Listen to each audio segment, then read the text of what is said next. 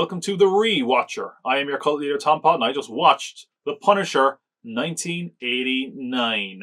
And before I go into what I felt about it, why don't you give this video a like? Why don't you subscribe? Because, of course, this is the start of our Punisher series. We're going to review all the Punisher films, all three of them, which are of varying quality. As you can see, if you're watching the video version, I'm wearing my spray-painted skull tee. Not Punisher tee for legal reasons, in case Marvel tries to sue me. Thank God Disney isn't litigious. They might try to get some money out of my pocket to pay Scarlett Johansson or something, I guess. This is... I bring up this for a reason. Why am I bringing up my spray-painted t-shirts? Because, like the Punisher films, I have three of them. They're of varying quality. There's parts of each one I kind of like. But they're all very different. Arguably, none of them are great. And, like the Punisher films, they probably belong in the bin. Because, these films are a little bit rocky. They're all over the shop, really. I'm probably also misleading you by wearing a skull tee for this one, because there's no skull in the 1989 Punisher film. Or at least he never wears the skull. The skull is never prominent in it. He has a skull on one of his knives, I think. They also do a weird thing with Dolph Lundgren's face that I think maybe I'm giving the film too much credit. They try to make his face look like a skull. Maybe I'm getting a bit ahead of myself, but we'll get into that in a sec. And the big question, I guess, is why do they make so many Punisher films? Because they haven't been great ever. They have never made a lot of money. And I think it is just because if you boil the Punisher down to his most basic, it's a guy with a gun. He kills bad guys with guns. It's like any action movie premise. And I say that as someone who actually likes the Punisher. And I think that's kind of a controversial take at the moment, because Punisher and the symbol has kind of been co-opted by certain movements, which is something I was really aware of when starting this. But I like that character.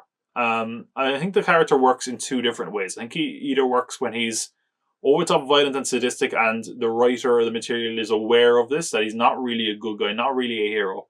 I think Gareth Ennis's run on the Punisher for Punisher Max was a good example of that. Or else I think he works as a good red flag, a kind of a warning beacon for other heroes of this is what happens when you go about being a hero wrong. This is what happens when you go too far. Second season of Daredevil introduced the Punisher. They kind of went into that dynamic, and it was really interesting. They even have done it in comics. I think in Civil War, he was kind of someone who went too far from memory. I haven't read the Civil War comic in a long time. Even though I'm reading a Daredevil one at the moment with Chip Zdarsky, and Daredevil accidentally kills a guy, and everyone thinks he did it on purpose, and he basically runs into the Punisher, and the Punisher is like, "You're like me," and of course that makes Daredevil realize, I can't be like him. I didn't mean to kill him. This is why this is wrong, and this is a reminder. So that's, I think, when the Punisher works. Unfortunately, I don't think these films always did that well. Obviously, they've never really run into other heroes in the films. But of course, I also think that some of these films just position him as, he's a hero. He's shooting bad guys. Stop thinking about it. Most of the time, at least, anyway. And I think, as I said, these can very easily just be standard action films with the Punisher character. I think that's never more evident than this film, because this really feels like just an action film. At the last minute, they were like, make it a Punisher film. It doesn't matter he's not wearing a skull. I have to say, this is one of the quickest turnarounds as far as a character appearing in a Marvel or DC comic and getting their own solo movie. Like, I think the Punisher was introduced in 1974. This movie came out in 1989, so about 15 years, which is pretty quick. I mean, if you discount like movie serials, I think the only one I can think of that was maybe faster was Steel and Swamp Thing, maybe. But certainly on the Marvel side, very, very quick there. So let's get into the plot. I think I should also mention that this film is at times weirdly faithful, and then at times completely unfaithful to the source material. So of course, this first half will all sound pretty familiar. He's a mysterious vigilante, the Punisher is. He killed 125 people in the past 5 years. He's basically a one-man army. He guns down mobsters who murdered his family. He was an ex-cop. Again, they kind of go back and forth about what the Punisher's profession is. Sometimes he's a soldier, sometimes he's a cop, sometimes I think he's just a randomer, a random guy or whatever. But again, that's pretty faithful. He's going around killing mobsters. And because of that, his family is all dead. He's presumed dead, but he's killing people from beyond the grave. Killing mobsters wherever you can find them. I'm reading this from Wikipedia. This is not my wording, just to be clear. Well, sometimes it is, but the stuff that's bad, That's not me, but the stuff that's good, that was all me. The mobster families are weakened as a result of this. So because of that, the mob families basically get together and try to form one super family. It's about family. And this film is. But because of that, it draws the attention of the Yakuza, who are like, if you're going to come over here, we're just going to take your territory now that you're weakened. And since you're not going to listen to us or not give in your territory, we've kidnapped all your children, so you better do what we say. And then someone kind of whispers into Frank's ear that, like, hey, the reason these families are weakened was because of you. It's your fault those kids were kidnapped, Frank. You have to take on the Yakuza and save those kids. So he actually has to team up with the people who killed his family. It's very strange. That feels very off book.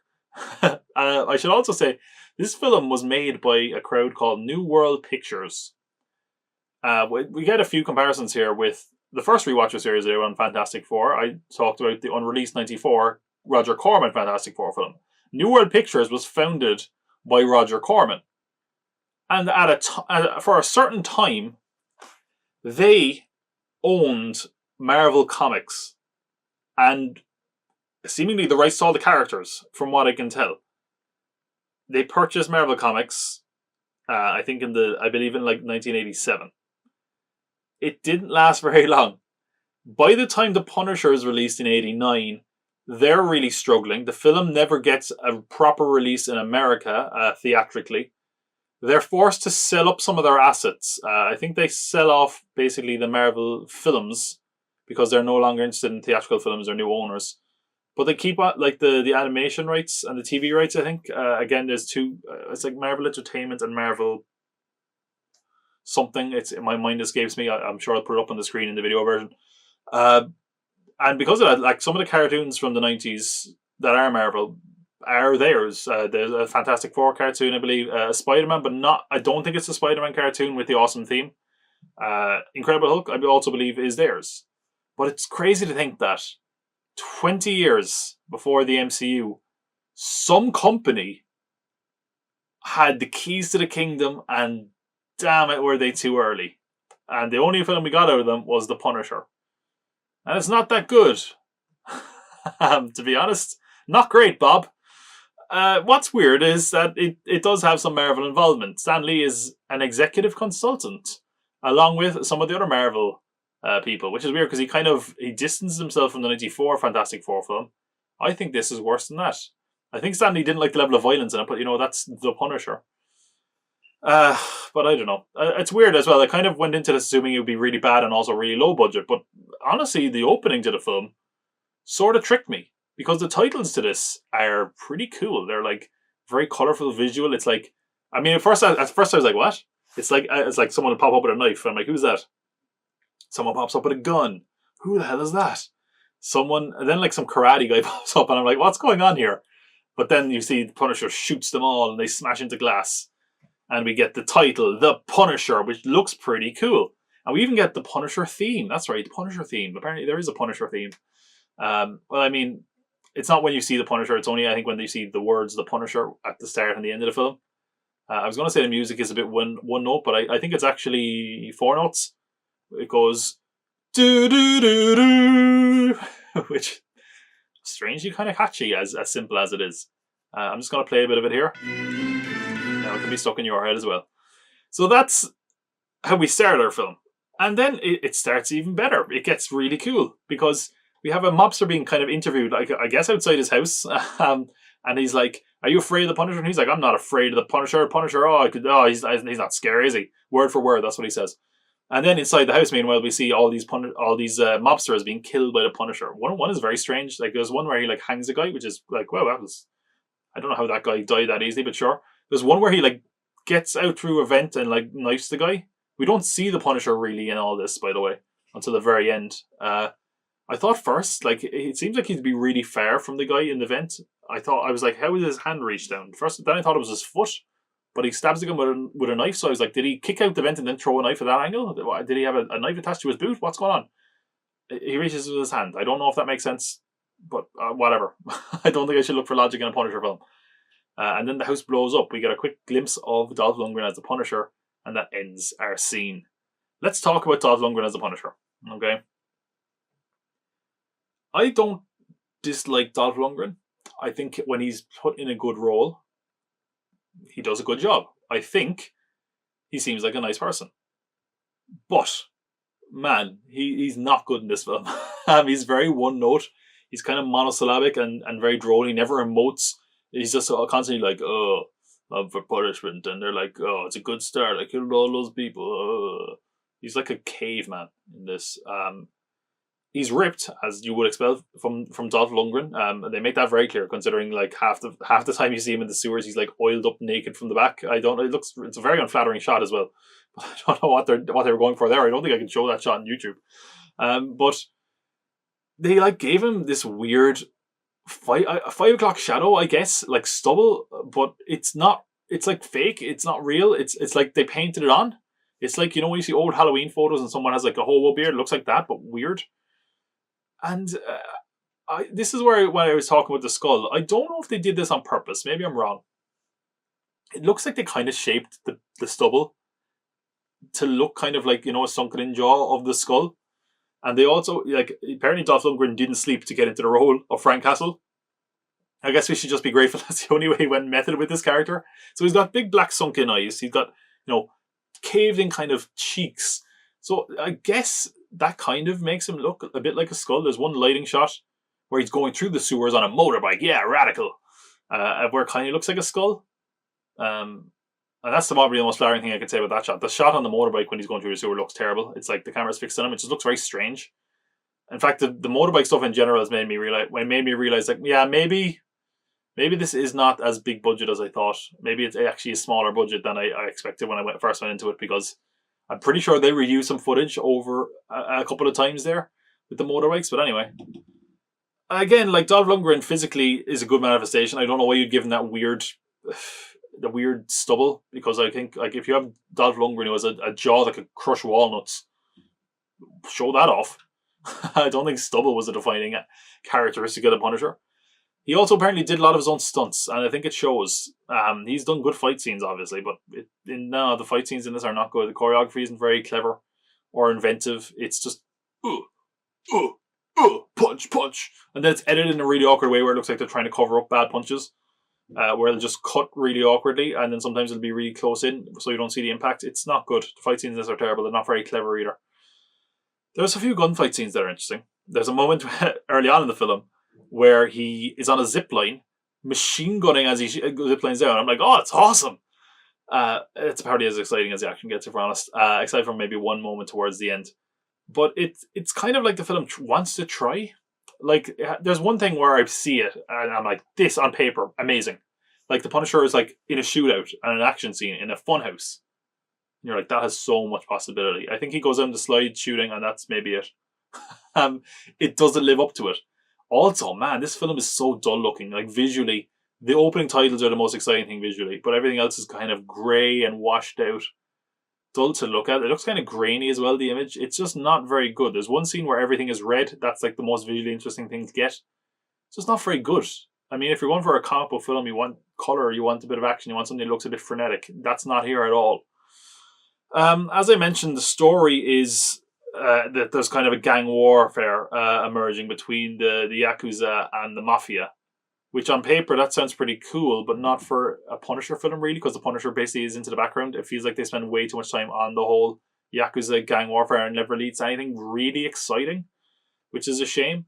I do want to talk about one character that hangs around with the Punisher, which is this drunk guy that helps him, but he speaks in rhyme. They will, and all for naught. The children will be sold by the slave trade if they report. My God, man, don't you see? This is a result of your 5-year killing spree. You've weakened the fathers to such degrees they couldn't protect their own families. I don't know why. I think they were trying to think it was funny. It's just very strange. I'm like, maybe, I don't know, maybe he's a poet or a writer or something and a drunk, I don't know. It's just really weird, and his rhymes aren't very good. At one time, I can't remember, there's one part I remember he's like telling him he's like convincing the Punisher, like, you have to help because this is your fault. He's like, oh, this is by all your decrees or something, and you have to help their families. Like, he really draws out the sound, and I'm like, what is this? Families! Who made that call to have this guy in the film? It's just very strange. I mean, look, speaking of drunk, Dolph Lundgren kind of seems like he's drunk in a lot of this film, so maybe that guy and him were just drinking beforehand, and that's where it evolved. And there was no script, and they were like, "Rhyme away, dude. Start your rap career now." Frank is very theatrical in this, though, as much as he speaks like a robot, but it's not very entertaining all the same. I should mention, what's an even bigger oversight is that this film came out the same year as Batman, and of course Batman's marketing campaign was pretty much like, hey, Batman logo. There's no Punisher logo in this, but they do mention Batman. Very oddly. Who sent you? Batman. I don't know why they mentioned Batman. I think actually in one of the Fantastic Four films they mentioned Batman as well. Did they? In the unreleased one, was it Batman or Superman they referenced? I can't remember, but I don't know. They also have another character that we probably should mention, which is Frank's former partner at the police force, played by Lou Gossett Jr. He's probably the best actor in the film. At least he gives the best performance, I should say. There's actually a scene where I was like, hey, he can act. It's like he's actually trying. He's pretty decent in the film. But, I mean, he's basically just like, oh, Frank, you can't do this, man. That's like his role. And then they don't interact that often. They only see each other, I think, in one scene, actually, where Frank is arrested. So it's just very strange. Because it feels like a character that could have paid off. But the fact that they never really interact with each other means they don't, really. So, yeah. So he manages to free a lot of the kids. The Punisher does when he attacks the Yakuza. Actually, and here's another thing I want to say about the film, right? The quality of it and the budget feels very inconsistent throughout the film. It feels like at times they were like, throw a lot of money at this, don't throw much at that. Like, there's a scene where the Yakuza confront some of the Mafia guys and they shoot a guy in the head, and it's an awesome 80s head explosion. Blood, guts everywhere, right through the head. And then, like, everything after that, it's like tiny drops of blood, if any. I don't even know if they're squibs. Although it does lead to an awesome kill where a lady just takes off her earrings and throws them at like a knife and through a guy's hands. I'm like, oh, so that's kind of cool. But again, it's like tiny little lame droplets of blood. And again, that's something that carries over to the ending as I get to as well, where it feels like they cut corners. They wanted to save as much as they could. And I think that's also what led to some of the cutting in the film, where like it could have been brutal or it could have been bloody. And they're like, if you just don't show that bloody part, we can save some money here. Of course, as I said, he frees most of the kids from the Yakuza, but the one he doesn't is like one of the main gangsters' kids, and that's why he agrees to partner with this guy to go get the Yakuza's boss, basically, to finish him off. And I think this is the guy who literally killed his family. So he agrees to help this guy whose kid has been kidnapped by the Yakuza. And at least is what could be cool, which is him and a mobster kind of going into this kind of Yakuza base and fighting all these guys. But again, it just isn't very good. He like something that's cool, right? And this is something that I think can work in comics, but doesn't work in film. Okay? The Punisher kills people very nonchalantly, okay? And in a comic, that's fine, especially because it freezes on that moment. It's a still frame. You can take it all in. You can feel the magnitude of that moment. In film, the Punisher nonchalantly kills people, which is in keeping with his character, but it doesn't make for something that's very cinematic, where he's like, pew, pew, pew. It's just like, oh, okay, that didn't look very good, and you're not going to dwell on it. Right, from a cinematic perspective, it's just not very good. If it was a bit more vicious or violent, it would have maybe kept it interesting and made it stand out, but it feels like a lot of the time it's like a shot, and you won't even see like a squib half the time. It's like, oh, it feels like they were not... It feels at times like they wanted to go with a softer rating, but they never really committed to it or something. I don't know.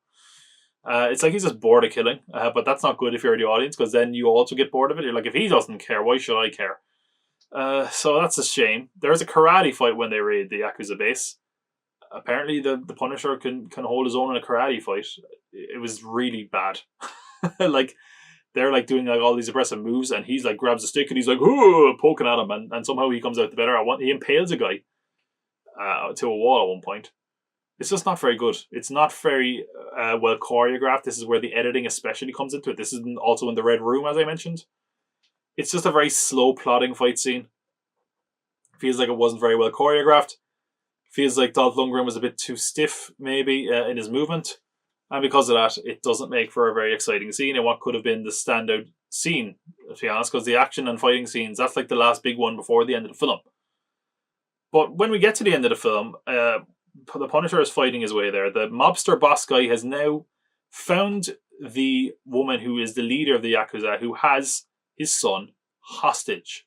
And she's like, I'm going to kill him unless you kill yourself. So we see him turning the gun on himself. And of course, the Punisher comes in to save the day in a scene that I loved at first and then liked less because the imagination got the better of me, folks. There's a plate glass window. The Punisher bursts through it and throws something. It goes right into the Yakuza boss's head and she dies. And I'm like, that's awesome. What I thought happened, I thought he jumped through the pane of glass, caught a shard of glass and threw it. And I was like, that is awesome. Movie redeemed. Amazing. It's not that awesome. He jumps through a glass and just throws a knife, which is still pretty good. Still pretty exciting. But it's not as good. So if anyone wants to steal that for a dumb action movie, smash through glass, grab a shard of glass and throw it, you have my blessing. And also you might get sued by Marvel, but hey, I'm going to get sued by Marvel anyway. So that's not the end of the movie. Because you might say, well, what? Frank is just cool with the mobster guy? Maybe. Because the mobster guy isn't cool with him though, because he turns the gun on Frank and he's like, you killed all my men, you thought I let you get away, you son of a bitch. Ugh. Again, this is where I was like, man, they kind of skimped on the budget here. There's a really bad fight scene again. They really just fumble around on the ground. Like some of the fight is just literally the mobster guy squeezing Frank's face. He's like, huh! And the son is watching all this. He's like, get off him, Dad! Again, it also made me be like, the Punisher is like getting beaten up by some guy. Like this guy doesn't seem like a particularly tough mobster. Like, come on, you should outmatch this guy straight away. But the Punisher manages to get a hand on the gun and shoots him in the stomach. I don't think anything happens here. It just like it might as well have just been a sound effect. He goes, and the guy like doesn't sell it at all. He gets shot in the stomach from what I can tell. It made no impact. He doesn't even react to it really. He just looks at him and then starts fighting him again. And then the guy gets shot again when they're in a struggle because again, I'm guessing they didn't want to, waste a blank or something. So they're like the Punisher on top of him, we hear a gunshot, and then the guy gets up. And again, this is where I'm like, they didn't bother with effects here. Like, this is the cheapest way you could do this, right?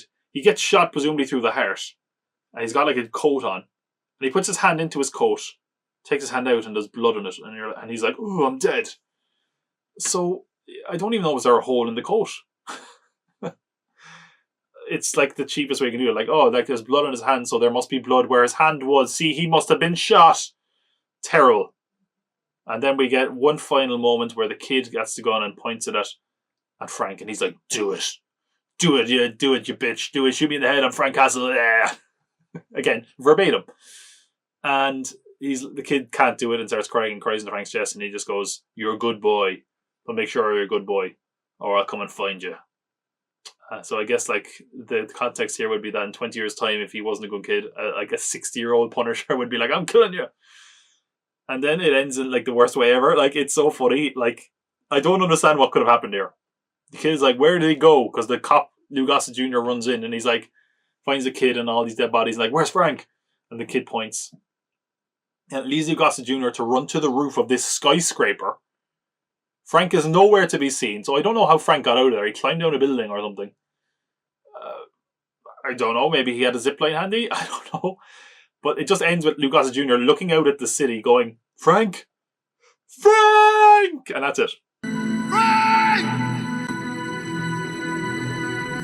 Frank! It's not it, actually. No, it's not it. But it's just a really strange way of doing it. Like, they don't even zoom out. They do that awkward, janky, like, pull back, pull back, pull back, as he's shouting Frank at the city. I said that was the end. It's not the end. We get one more shot of a greased up, I was going to say pigman, but that wouldn't be accurate. A greased up Scotsman. A greased up Dolph Lundgren in the sewers. Ass and all. And he's like, "Oh, I'm going to punish again, God. And then we get the 4 notes. That means it's the Punisher. And it says the Punisher. Just to remind you, yes, that was actually the Punisher there you watched. And that's 1989's The Punisher. I'll be honest, I probably enjoyed talking about this more than I enjoy watching the movie. It's not very good. It's a standard action film that's very boring. Visually, it's very, very dull. It feels like they cut on the budget in places when they the problem is that they cut on. It feels like they didn't spend at points, and it feels like the points where they did spend is where the movie shines. Like the zip line is going when he's shooting on that. When he's like, when there's an explosion at the start where he's infiltrating like the mobster's house. Like there's stuff like that where I'm like, it feels like here it would have been cool. Like the guy getting shot through the head looks awesome. But then there's other times where I'm like, they just either didn't care or didn't put the money in the right place here. Like a fun house action scene, that could be awesome. It's not. They don't put any effort in. Visually, the film is incredibly dull, as I said. It's all grey and washed out. Dolph Lundgren does not give a good performance. In fact, I will say no one really gives a really good performance except probably Lou Gossett Jr. He's redeemed by that kind of one scene. I would say just give it a miss. It's the forgotten Punisher film for good reason, because it's the worst of the Punisher films. And that's not to say the other ones are much better. But we will find that out in due course.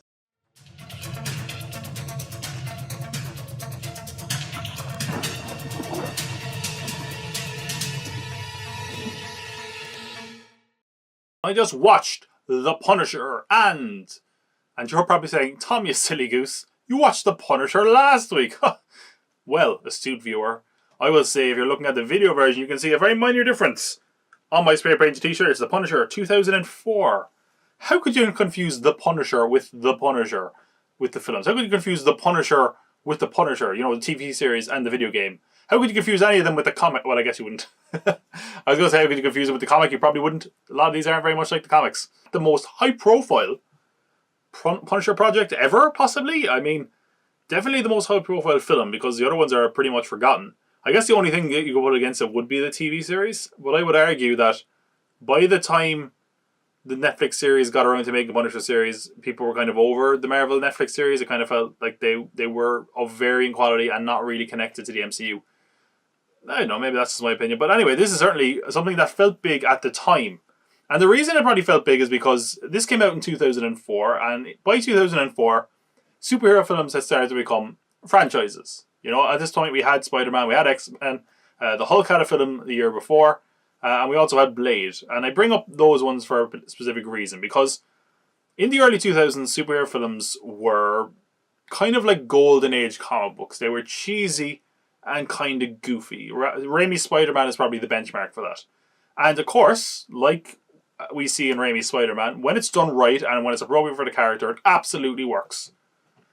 On the other hand, we had Blade, which kind of didn't really treat itself as a comic book thing and just treated itself like a violent action film. And that worked for adults.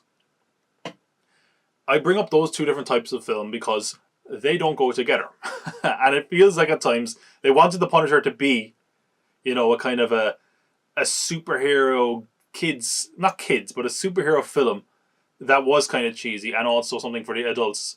But they never go all in on the adult stuff. They never go in on the superhero stuff. It doesn't really mix together. I don't know if you could really do that. Maybe you could get away with it today now that we've all grown up with the superhero film genre. But back then, I don't think if this was adult enough for the adults, and it was obviously, probably, too grown up for the kids, I guess. And because of that, it doesn't really satisfy anyone, in my opinion. But we'll get into that a bit more right now. I will say, as far as it being like the comic book, the closest it gets to being like the comic book is probably the intro, where it's like stylized comic book art. And it looks pretty good. I was going to say, the soundtrack to this is not as good as last week's one. Last week's one that had the soundtrack, or had the theme. I'm trying to remember it now. I can't. I remember it was 4 notes.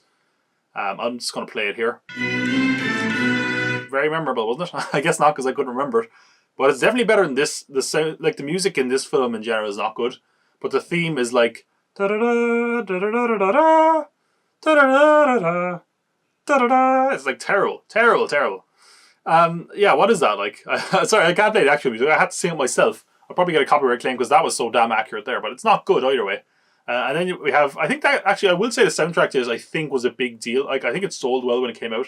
It was full of all that, like, new metal and angry rock that the 2000s had, where it was just white guys that were shouting about their problems and like, well, I'm going to break something, I'm going to fuck you up, bro. Because I think like the main song in this is like by Drowning Pool, who did Let the Bodies Hit the Floor. Which, this song is called Step Up. And it's like, do you want to step up? You will get knocked down. You want to step up, you're gonna get knocked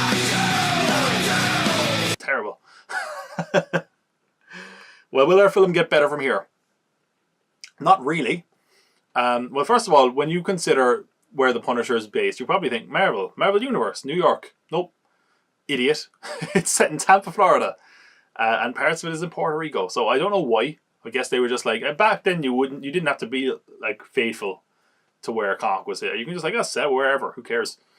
But yeah, it's set in Tampa, and I don't think it matters too much. Like New York isn't as pivotal to the Punisher, I think, as it is to other characters. Like you couldn't do Spider-Man and be like, hey, we're setting it in Tampa. Like, oh, okay.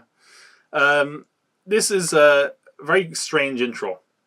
And maybe it worked at the time better, but now we all, of course, can say, like, hey, that's Thomas Jane, he's the Punisher.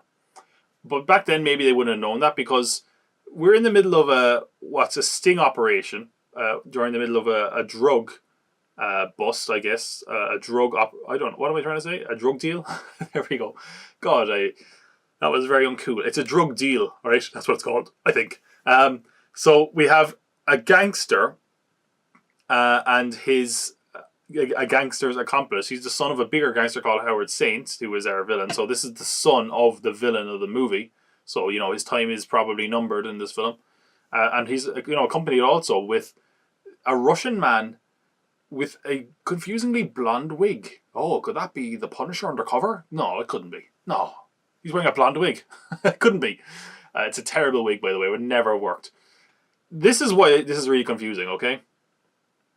Because the FBI show up and it devolves into a big shootout. Of course, this leads to the death of the son of that gangster and also seemingly the death of the man in the blonde wig. So obviously that is Frank Castle, right? That's obviously the Punisher. So I guess the FBI, because he's geared up with like blood packs and squibs. So I guess they just showed up expecting to shoot and that'll be a shootout, or else they were always going to shoot him. So yeah, great police work there. We're just going to show up and start shooting people, and hopefully it'll work out. But we need to can fake his death. I know, stupid, dumb. I guess it was just because they wanted that one moment, like later on, when if people had no idea what they were getting into, that moment where Thomas Jane sits up out of a body bag, people would have been like, oh! Which, if you fell for that, you're an idiot, to be honest. But yeah, it did lead to the death of the son of Howard Saint, who is the villain in the movie, played by John Travolta, because, bless their hearts. Imagine, in 2004, John Travolta was still in films that actually went to cinemas. Wow, what a time to be alive. Speaking of wigs, his wig game is on point for this. Way to go, you're looking good, Johnny. Of course, like every cop movie, he had one day to retirement, because Frank Castle now is retiring at a very young age, for whatever reason. He's retiring to Puerto Rico, apparently, because he takes his wife and his kid, and off they go to Puerto Rico. Meanwhile, back in Tampa, I nearly said back in New York. Whew, could you imagine? The guy who is the accomplice, I don't know who this actor is, I can't remember. He looks like Barry. He reminds me of Barry, the dentist in Friends that Rachel was going to marry. It's not him, I don't think. But anyway, he's like an accomplice to the gangster. I think he's like an accountant or something. So, I don't know. He was like there at the shootout, I guess. And he's getting blamed for leaving his son get involved as a result. So, because of that, he gets a few punches. They're like, oh, we let you make bail because if you were sent to prison, we could have had you killed in there if we wanted you dead. One guy says you could have had you killed in a very pornographic way, where I'm like, Jesus, these guys are fucked up. Are we going to see something really dangerous and violent from this gangster to show how dangerous they are? Oh no, he doesn't know. Howard Saint comes in and gives him a lecture. And then that's it. So I'm like, oh, that could have been a moment to show how bad this guy was, because obviously the Punisher is pretty bad, so maybe we could see if this gangster is worse. No, apparently we don't. So, in Puerto Rico, I can't believe we're now in Puerto Rico, it's very strange. We have apparently a big family reunion between the Punisher, Frank Castle, and his wife's family. So there's a lot of people there. One of those people is Roy Scheider, by the way. Frank's dad is Roy Scheider, the guy from Jaws. Crazy. I was actually like, why is he in this? And I looked it up. Apparently he's in this because he's the director's neighbor. So fair enough. He's barely in the film. Of course he's going to get killed because in the midst of the funeral of his son, John Travolta's character is like, what do you know? Who did this? And they're like, it's Frank Castle. And his wife is like, here's all this, because they were both in mourning in a limo when they're being told this. And you're expecting the wife to maybe chime in and be the voice of reason, because she goes, the family. And you're like, oh, she's going to be like, oh, the family, don't hurt the family. No, she's like, the family, kill them all, kill them too. She's like fucking Emperor Palpatine. She's like, wipe them all out. His family.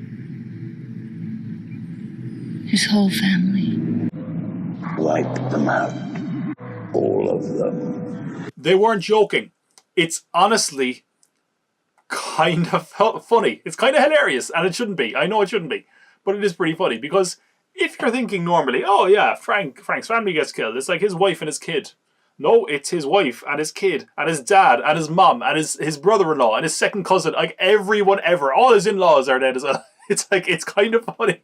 They're all gathered in Puerto Rico and the gangsters show up and start shooting at them. Like, I don't know. I think the movie had a sense of humor here because there's some stuff in this scene that is okay. I think for me, it would have worked more if it was more violent, more bloody, because I think it really needs I think you need that in a film like this, and they didn't want to go all the way ever in this film seemingly, but I also think it would have worked to kind of sell the, how savage these gangsters were, and they really don't do that. But it's kind of like, they must have thought it was funny at times, because they do some things that are kind of comedic, like watching people trying to escape, like some people try to escape at a boat, they got gunned down, which is kind of funny, and then a guy really shittily tries to get away on a scooter and get shot as well. So it's like, there must be some level of humor here, or at least some degree of awareness when they shot this. There's even a comedy cut here where Frank's wife and the kid's like, what about dad? She's like, your father will be fine. And then it cuts to him like killing people. I'm like, oh, come on. It's also kind of hilarious that the gangsters picked the wrong time to start killing his whole family, because at this exact moment, Frank's dad, Roy Scheider, was showing Frank his antique gun collection he just restored. That's right, he has all the guns. So Frank is like killing people, shooting people. At one point he explodes a barbecue, and I swear to God, it explodes like 10 times. It's awesome. So he starts chasing after the gangsters because they're chasing down Frank's wife and kids. I want to talk about the stunts, I guess, in this moment. I don't think the stunts in this film are very safe at all, in general, in the film. And I will get to why I think that. They don't look very safe here in the car chase, because there's just guys in the flatbed. They're pouncing and bouncing all over the place. I was really worried they were going to fall out. And like what you want with a good stunt is that it looks dangerous, but that like you're not worried for the performers. Here I was really worried for the performers. I was like, this does not look safe. There's one moment where I think like a boat crushes one of the cars, and I was like, Jesus, that does not look good. Like they look like they're in serious danger. There's one moment where a car rolls as well, and it's so clearly launched. But anyway, Frank's family is mowed down. I don't mean by gunfire. They're literally rolled over. They're knocked down. And Frank, in a really actually heartbreaking moment, is very good. I'm sure it was in all the trailers, where he's like, he runs up and he's like, Maria! And he gets to his family dead. And at the worst possible case of timing, as he's mourning his family, we see that they were run over on a pier. And the pier, of course, ends. So we see the car that mowed them down is coming back.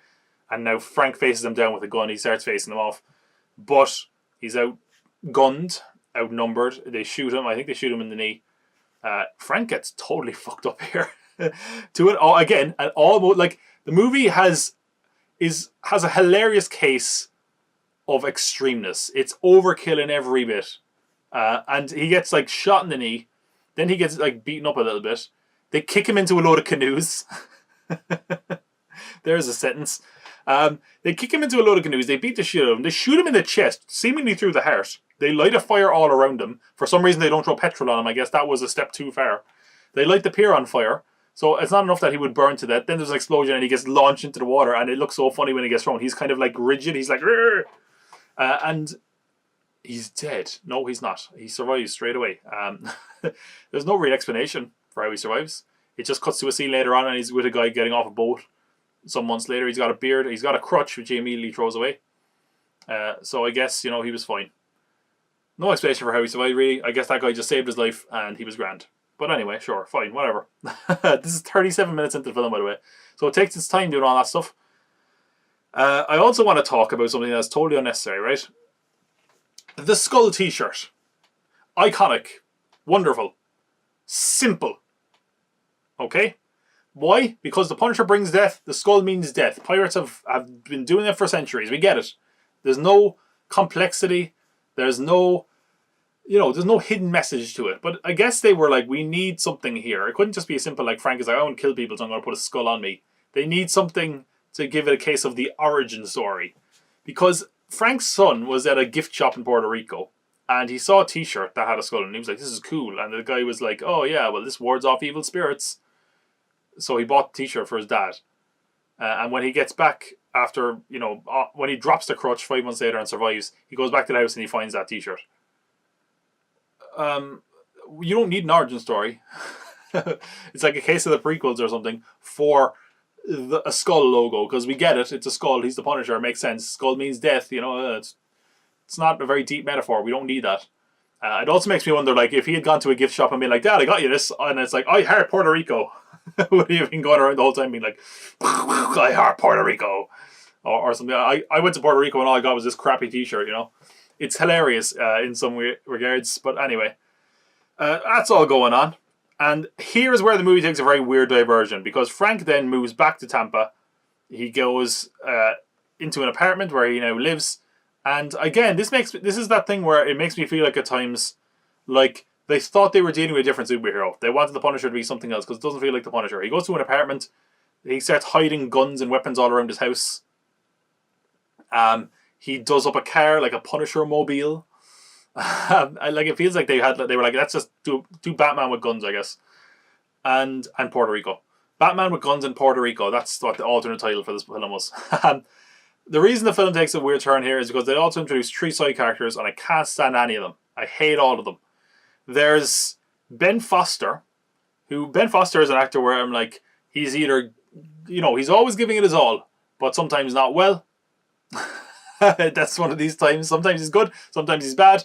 Here he's like, edgy goth. He's got like piercings, and he's like, yeah, man. They have the fat character, and I would not just reduce him to that, but that's literally all the characterization they give him. His name is just Bumpo. Come on, man. He's meant to be the comedic relief, I guess. He's not. Him and Ben Foster, I guess, are meant to be the comedic relief when they're paired together. They're not funny. They're awful. And then we have Rebecca Romijn, who plays Joan, who's like a love interest to Frank. She's Mystique in the X-Men films, but she's covered in blue makeup. You never got to see what she really looks like. She looks here. She looks great. So I don't know why you cover her in blue makeup all the time. But anyway. And when all this happened, I was like, okay, I don't know. I don't like when you just get introduced to all these characters 40 minutes into a film and now I'm meant to give a shit about these characters that are clearly just boring. And the movie nearly got me back on its side, because we get look, I will always fall for a car screeching around a corner at night. And we get that. I'm like, fuck yeah. And then I get a moment where I'm like, this is going to be just like the Punisher, because Frank has kidnapped Barry the dentist from the gangsters, and he's got a blowtorch and goggles, and you're like, oh man, he's going to go well. This is where the movie gets dark. This is where it's going to be Punisher-y. Nope. I guess they were like, it's not the Punisher, it's the Funisher, haha, because he's got that blowtorch and he gives his speech and he's like, when someone gets burnt with this, it kills all their cells so they don't feel the pain. They're just going to feel cold and they'll smell, burning meat. And you're like, oh fuck, it's going to be metal, badass. No, he hangs up the guy by his ankles from a chain from the ceiling, and he goes behind him and uses the blowtorch on a steak so he can smell burning meat, and he gets a popsicle and rubs it on his back. Ha ha ha ha. So the guy thinks his back is burning, and now he's like scared the guy enough where he's like, you're going to help me take down the Saints. So he gets the lowdown from him. He's like, he hears about Howard Saint, which is John Travolta. He hears about his wife, and he hears about his right-hand man. I can't remember that character's name. It's something Glass. He's like, here, do some research, figure out about these guys. Like, the wife always goes here. She always goes to cinema. The other guy always goes here. The right-hand man always goes here. The right-hand man, he finds out after a bit of research, is gay. Which apparently in 2004, or I guess it was because either it's because he's a mobster, that would be a serious thing that he could be blackmailed over, or just because it was the early 2000s and that was apparently something to be ashamed of. So, it's really weird. And it's really weird for a couple of reasons. Because, as I'll get to in a minute, I don't think they wanted this character to be the Punisher. I think they were hoping like they could just do whatever and they could put the Punisher label on and it would work. Because, like, they make the Punisher out to be way more elaborate and scheming and plan-based than he normally is. I mean, the guy just walks into place with guns and blows everyone away. That's kind of his MO, I will say, they also make him out to be a total dumbass. Like, what is one advantage Frank has here? They all think he's dead, right? Within, like, 2 minutes, he shows up to in front of a courthouse where they're talking to cops that he knows from before.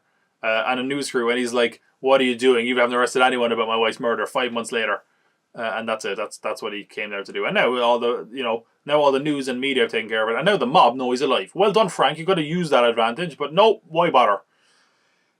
So I should say this Howard Saint guy. He is a gangster, but he's more of the gangster that helps the other families by laundering their money. And when Frank finds this out, he goes to one of these buildings, bursts in, and like threatens everyone, takes their money and throws it out the window. He's like, "Oh, fuck your money, I guess."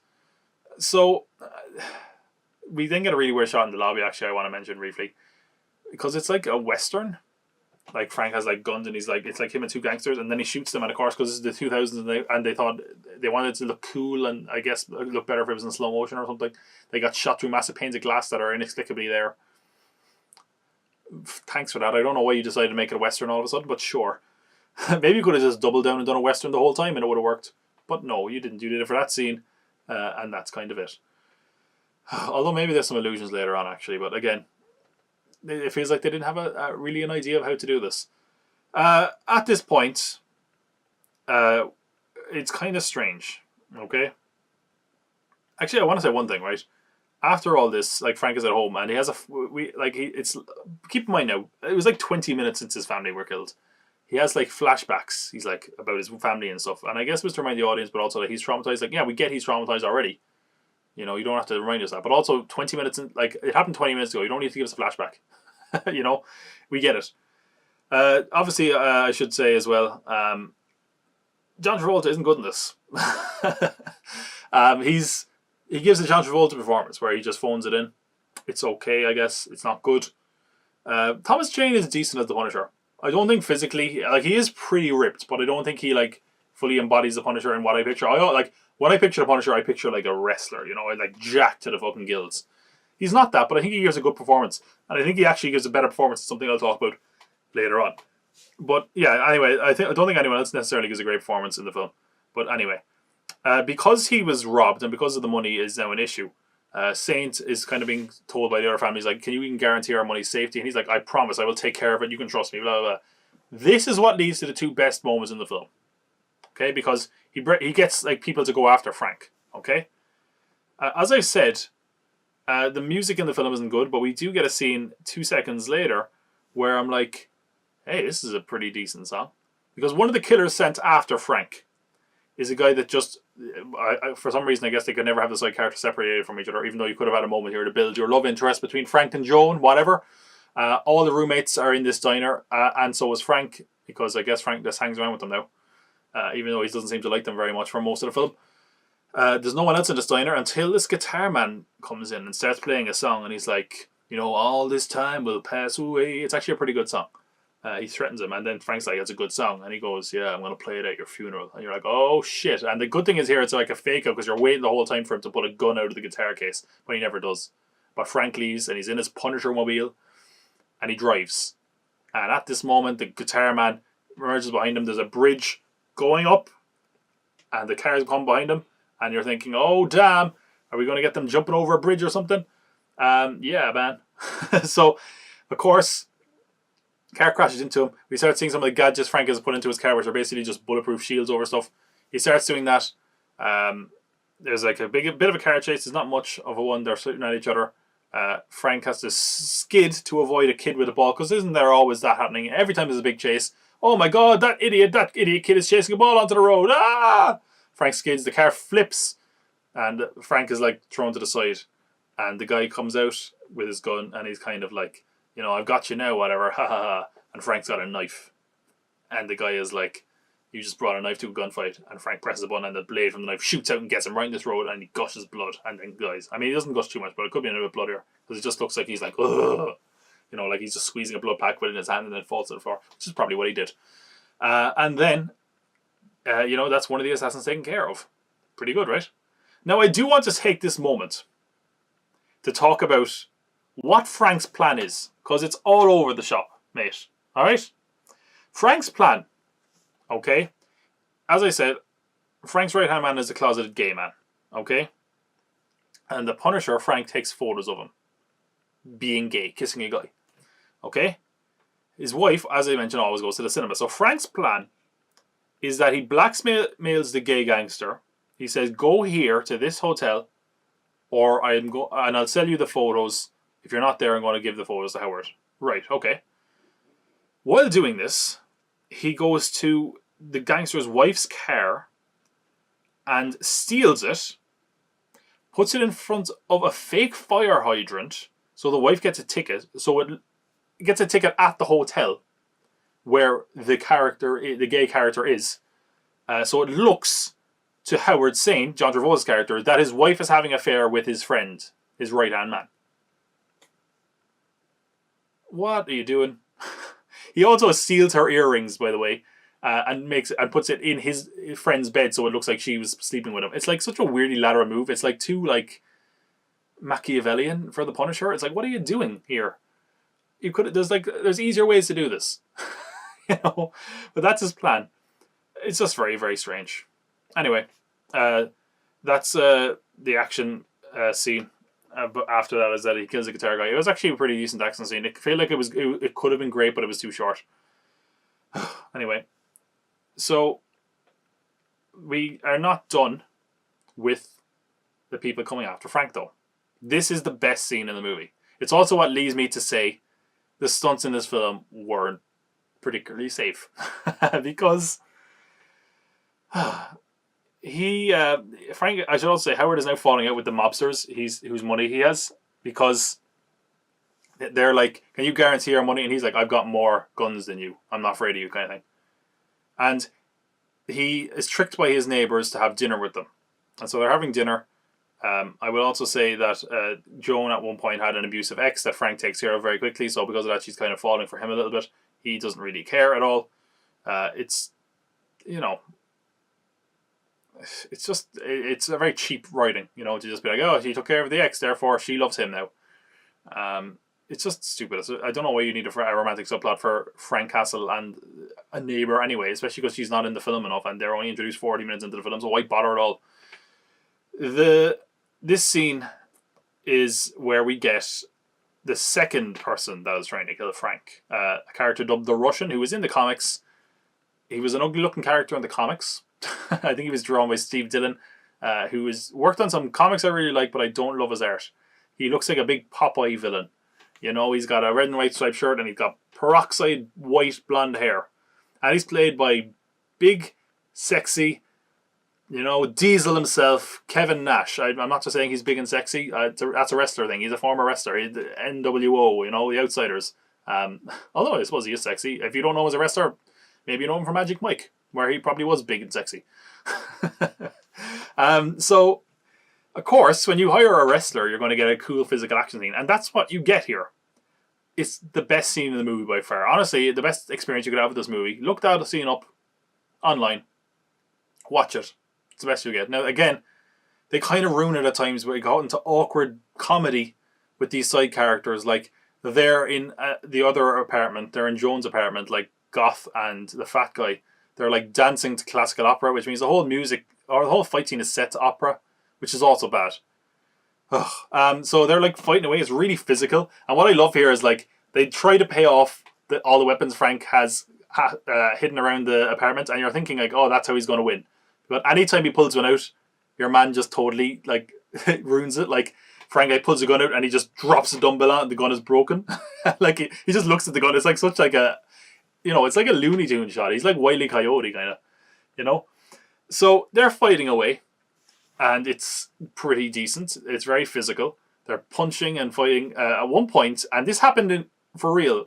He takes out a knife and stabs him right there. And apparently, during filming, they grabbed the wrong knife. They didn't grab a track one. They grabbed one that didn't have a point. I listened to an interview with Kevin Nash where he talked about this, where they clipped the point off it, but it was still, it didn't retract. So he stabbed him right in the bone. And they kept that in the film, apparently. And apparently, the reason, he was like, what? They were like, what can we do about this? Like I think they were really worried he was going to sue. And I mean, remember, Brandon Lee got killed on a set, and this is the level of safety you have here. If that was a lesser man, he could have just been actually stabbed and killed. They were really lucky, but apparently they were like, what are you going to, what can we do to make this right? And he was like, just have beer for everyone at the end of the day. Like the cast and the crew and everyone. And they're like, okay, cool, sign this. Because they got off lightly there. And apparently that's what they did. What can we do to make this right? I said, man, I said, it's so hot. I said, if it's possible, we could just have beer at the end of the day, like some Miller Lite, like on ice. I said, and they said, will you sign off on that? I said, absolutely. So we're sitting there, and I said, and I said, make sure there's some for the crew too, not just the cast. So yeah, I'm sure that really endeared Nash to the rest of the cast. But yeah, the fight in general is just really good. They're like throwing each other against things. It's like, this is why I say it's like a cartoon. There's a moment where Frank had a grenade stash. He's thrown into the bathroom. He has a grenade stashed. He throws it through a window at the Russian. The Russian bats it back in. So it's now in the bathroom with Frank again, who has to dive into the tub to survive. It's great. He's like slamming his head in a fridge as well. It's kind of comedic again. And that's what I find really strange about the tone of this movie. Like, were they self-aware? But also they don't go far enough into it for it to work. Another reason I say the stunts aren't safe. Thomas Jane nearly killed himself, knocked himself out. There's a moment where he's thrown through a wall by the Russian. And it's apparently a stunt where he had to be put through a wall. And according to Nash, and again, I think it really looks that way when you watch it, he did the stunt himself. He threw himself through drywall. Now, there's drywall here. There's brick wall here. There's not a lot of space between them. He threw himself through the drywall, went flying, and went headfirst into the brick wall. Knocked himself out. Really safe set we've got there, guys. Way to go. One fight scene, some guy got stabbed. There's people nearly falling out of trucks. There's guys going headfirst into walls. A stereo movie, by the way. If that had gone really wrong, the whole film could have fallen apart. But way to go. And then it ends kind of disappointingly, I will say. They're like getting a big fight. It stumbles into the apartment where all the friends are in. He throws burning oil on him. His face gets disgustingly bubbly and stuff. And they tackles him, sending him down the stairs. The Russian breaks his neck, but Frank manages to survive. And again, they kind of go for a comedic thing again here, where he's like, where Frank stands up and they're all looking at him, and he's like, oh, I'm all right. He's not. And then he like passes out. Again, weirdly comedic. So at this point, they're fixing up Frank, trying not to bring him to a hospital, which apparently another instance where Thomas Jane got hurt. Rebecca Romijn was fake sewing him up, and apparently went so far that she was actually digging into his skin. So awesome. A really cool set, guys. While doing this, he's like hidden in a kind of bunker I guess Frank has made. And the other two guys, Ben Foster and Bumbo, are confronted by Howard Saint's men, who are like, where is Castle? Where is he? Again, it probably would have been a good idea not to, reveal yourself, Frank. Could have just pretend you were dead. So they start threatening him, and they won't give him up. And to interrogate the guy, Ben Foster has like these 3 lip piercing things, and they start pulling out his piercings to intimidate him. But he doesn't give up, Frank. Way to go. You're really cool. This is actually kind of what you needed. It's a good and intense scene, actually. And it actually makes them kind of threatening. It could have been done earlier. Honestly, it feels more like something the Punisher would do. But instead, he's, sucking on popsicles and putting them on dudes' backs or whatever. It's really forced, though. He doesn't talk. He's like, you're one of us. You're family. And I'm like, you've known this guy like a day. He's the guy who barely says a word to you. He came to dinner and said, I don't know if he even said thanks for dinner. And that was it. But your family all of a sudden. Oh, fuck off.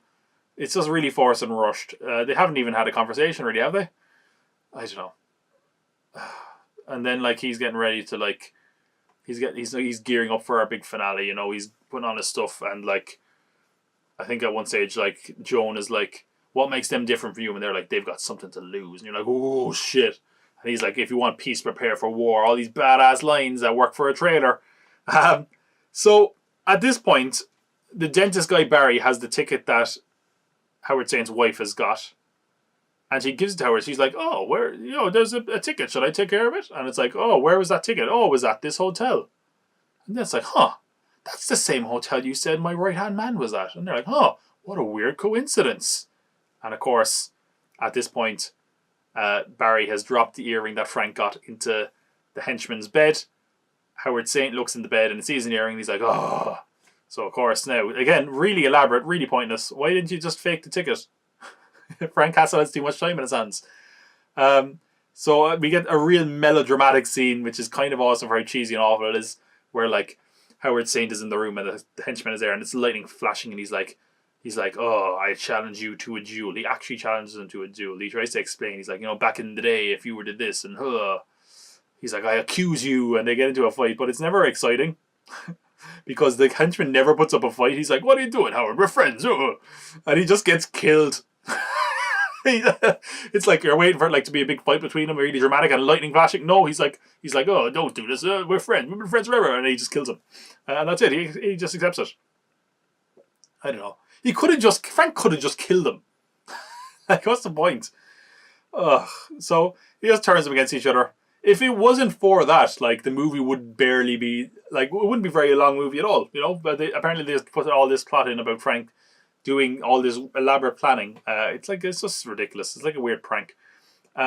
So, I don't know. I also was thinking, like, what's a way I can say this without leaving myself open to lawsuits? The closeted gay thing in a film with John Travolta.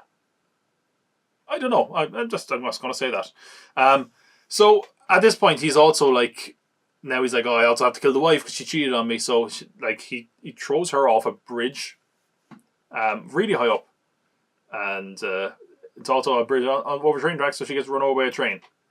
I don't know. And then he makes like later on his other son, Howard Saint's other son, is like, where's this guy? And it's like, oh, he's whatever, he's gone. And they're like, oh, what? Where's mom? And he says something like, oh, she had to catch a train, like some weird pun like that. Where's Quentin? Oh, well, he's wrapped up in something. Called home, no one was there. Your mother's gone. What? She took the train. What is this movie? What is this movie meant to be? It just doesn't suit the rest of the movie. At this point, Frank has now, come to the gangster's mansion, ready to kill everyone, basically. He's got loads of guns, loads of bombs. I don't know. Some of the deaths are hilarious. Like, one of them is literally reminded me of, like, when you'd have in Hitman. Like, he puts, like, a bomb in, like, a champagne thing, and they're like, send up more champagne. And he's like, coming right up, and they send it up, and it blows up. So they're shooting away. They're like, Frank is in a bulletproof vest by now. I think the look he has here is actually really cool. He's got like a bulletproof vest with the Punisher skull on it. But it's just like a standard shootout. It looks okay. Again, it feels like it could have been more violent, a bit gritty. At one point, he takes a shotgun point blank to the chest with the vest on, and he's just fine. So, I don't know, movie logic, I guess. And then we have, actually, I should say, even though I said the movie wasn't like violent, we get the most violent moment in the film. I'm not even sure if I'll show it on YouTube. But it jumps out because of how violent it is in a film that isn't that violent otherwise, where he puts a knife through a guy, the underside of a guy's chin. It goes through his chin and you can see the blade through his open mouth. And you're like, Jesus Christ. That's like Friday the 13th. Where did that come from? I don't know. It just feels out of place because of the rest of the movie. So he has managed to get, like, it's so strange. He manages to get, again, it's real. The movie overthinks itself so many times, where you're like, it's trying to make the Punisher cool, but really it just makes him a dork. So the other son is now pinned with one of his hands, right? And he's like pinned down. Frank comes in and he puts a bomb in his other hand with a string tied to the trigger. And he's like, "This is, you like, do you ever do isometric exercise? This weighs this many pounds. How long can you keep it up? If you don't, it's gonna blow up." So he does that, and he has to hold the bomb up, and Frank walks away. Which, if you're that guy and you're like, I'm going to die anyway, wouldn't you just leave go over straight away and kill Frank as well? No, you wouldn't. Whatever, I guess not. So, because of this, he now walks out to confront Howard Saint. He goes out and screams, and he's like, Howard Saint! And he's like, you killed, like, you're like, oh, you killed my family, blah, blah, blah. And Howard Saint is like, you killed my son. And as he's saying this, you hear, no! Explosion back, and he's like, both of them. And he's like, oh, you son of a bitch. And the thing is, like, there's not really a big climactic fight here. I think he, like, shoots him. And then just, like, what does he do? He, like, ties him to a car. And the car drives off and drags him. But again, it's not that, like, it's that violent or anything. He ties Travolta to a car with a bomb in it. That's it. And the car is going towards a... Oh, no, he lights him on fire as well, I think. Does he? He's on fire anyway at some point. So, he's... Yeah, he lights him on fire. He's lit on fire, being dragged by a car with a bomb in it. It's just really elaborate, like, and you're like, this is overkill again. The movie does that a lot. And the car drives towards a load of other cars, which apparently have bombs in them, and it explodes. And that's where I guess a lot of the movie budget went, because there's a load of explosions and he's like walking in slow motion. You know, some of those shots, he's officially become the Punisher. And if you weren't aware of it before, it shows an above shot where we see all the exploded cars are burning to form the Punisher logo. So I guess Frank had so much spare time that he attached bombs strategically to cars and maybe a bit of petrol, so it would look like the Punisher logo from above where nobody is to appreciate it. What? Frank has too much spare time. I said it earlier, I'm saying it again now. Also, like, I mean, if you set off a bomb next to a car, how he doesn't know that the car next to it won't be set off. It's going to just, it's stupid. But anyway, Frank, one thing I do like here, and it's kind of a weird thing to like, but Frank has basically now got his revenge, and at the end of the film, he's sitting there. He puts a gun in his mouth and he's about to kill himself. But then he thinks of his wife and he doesn't. And I'm like, oh, that's actually kind of interesting, because the Punisher probably would do that. He probably would just be like, my purpose is fulfilled, and he finds a deeper meaning. And something that Joan said to him beforehand was that you kind of realize that good memories can save you, and he remembers his wife and he saves himself. So it's kind of like, hey, the movie did something kind of clever there. It actually followed through on something it thought about. But so he goes off to kill more people, and we get another cheesy line where someone's like, where Joan is like, well, again, the romantic interest went nowhere. I don't think they even kissed at the end. He's just walking away, and she's like, where are you going? And it's like, oh, I got work to do. And it's like, she's like, will I hear from you again or something? And he's like, oh, well, you'd see me in the papers. And she's like, what section? Which, again, you're like, who would think that question? You'll see me in the papers. Oh, what section of the newspaper? Well, he goes, the obituaries. And, you know, they're like, yeah, that's so cool. Dork. The Punisher's a real dork in this.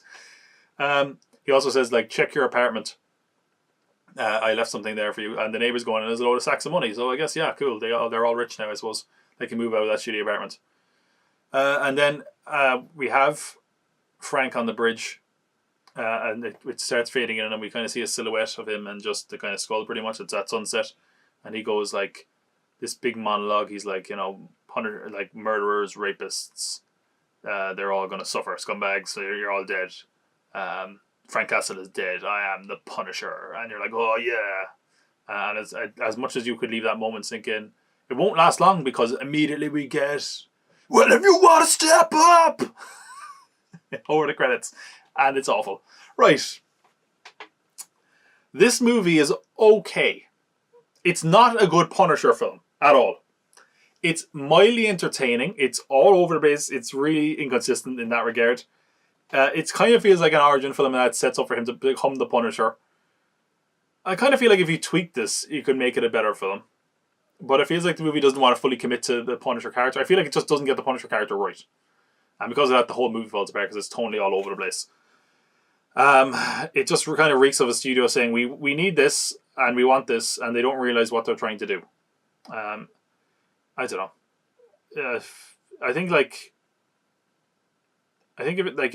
they wanted to make a superhero film, and they were like, oh, the Punisher isn't like superheroes, and they were like, oh damn, let's just make him a bit more like a superhero, and it doesn't really work for me. It's kind of all over the place. As I said, the highlights, the best things about the film, Thomas Jane is decent as the Punisher. His fight scenes and action scenes are pretty good, especially the ones when the guy with the guitar and Kevin Nash are coming after him. Aside from that, not great. But it is interesting, okay? It says like they didn't really have the necessary budget or time they wanted to make the movie they wanted to make. That's what they say. Possibly that's the case. I don't know. But it did all right. It made its budget back box office wise, and it did decent on home video. It made a lot of money. There was apparently a massive amount of surprise by how well the movie did on home video. So there was a lot of talk for sequels, and it seemingly sounded like there was plans for the character outside this. They made a video game that I mentioned briefly at the start. That wasn't a tie-in game. It features some plots from it, but it came out I think on consoles it came out the following year. But it was actually voiced by Thomas Jane as well. A pretty good game actually. Not terrible anyway. There was a lot of talk of a sequel, as I mentioned, which I'll get to in a sec. There was also, and this is something that's an urban legend, I have to look into it. I don't know if this has ever been confirmed. In Spider-Man 2, there is a scene where Mary Jane is running from her wedding, and there's a character that kind of turns and looks at her kind of towards the camera. Now, it's not Thomas Jane but it looks a lot like the Punisher. And the rumor that went around the internet was that was Thomas Jane's stunt double, and he couldn't make it to film the cameo, so they put him in his place. And the idea was that at some point, the Punisher and Spider-Man could cross over. I have no idea if there's any truth to that. It seems like an urban legend, but it's an interesting one. But certainly it does seem like there was plans for this character after this film, because there was talk for a sequel for a long time. And the director was meant to come back. Jonathan Henslow was the director. He, again, was not really known for directing. He was a kind of writer, and his stuff wasn't always good anyway. I mean, the other writer of this film, I'm trying to remember what he wrote, but it wasn't good. Let's see if I can have a quick look here. Michael France, who wrote Cliffhanger 1993. He wrote Hulk, and he wrote Fantastic Four.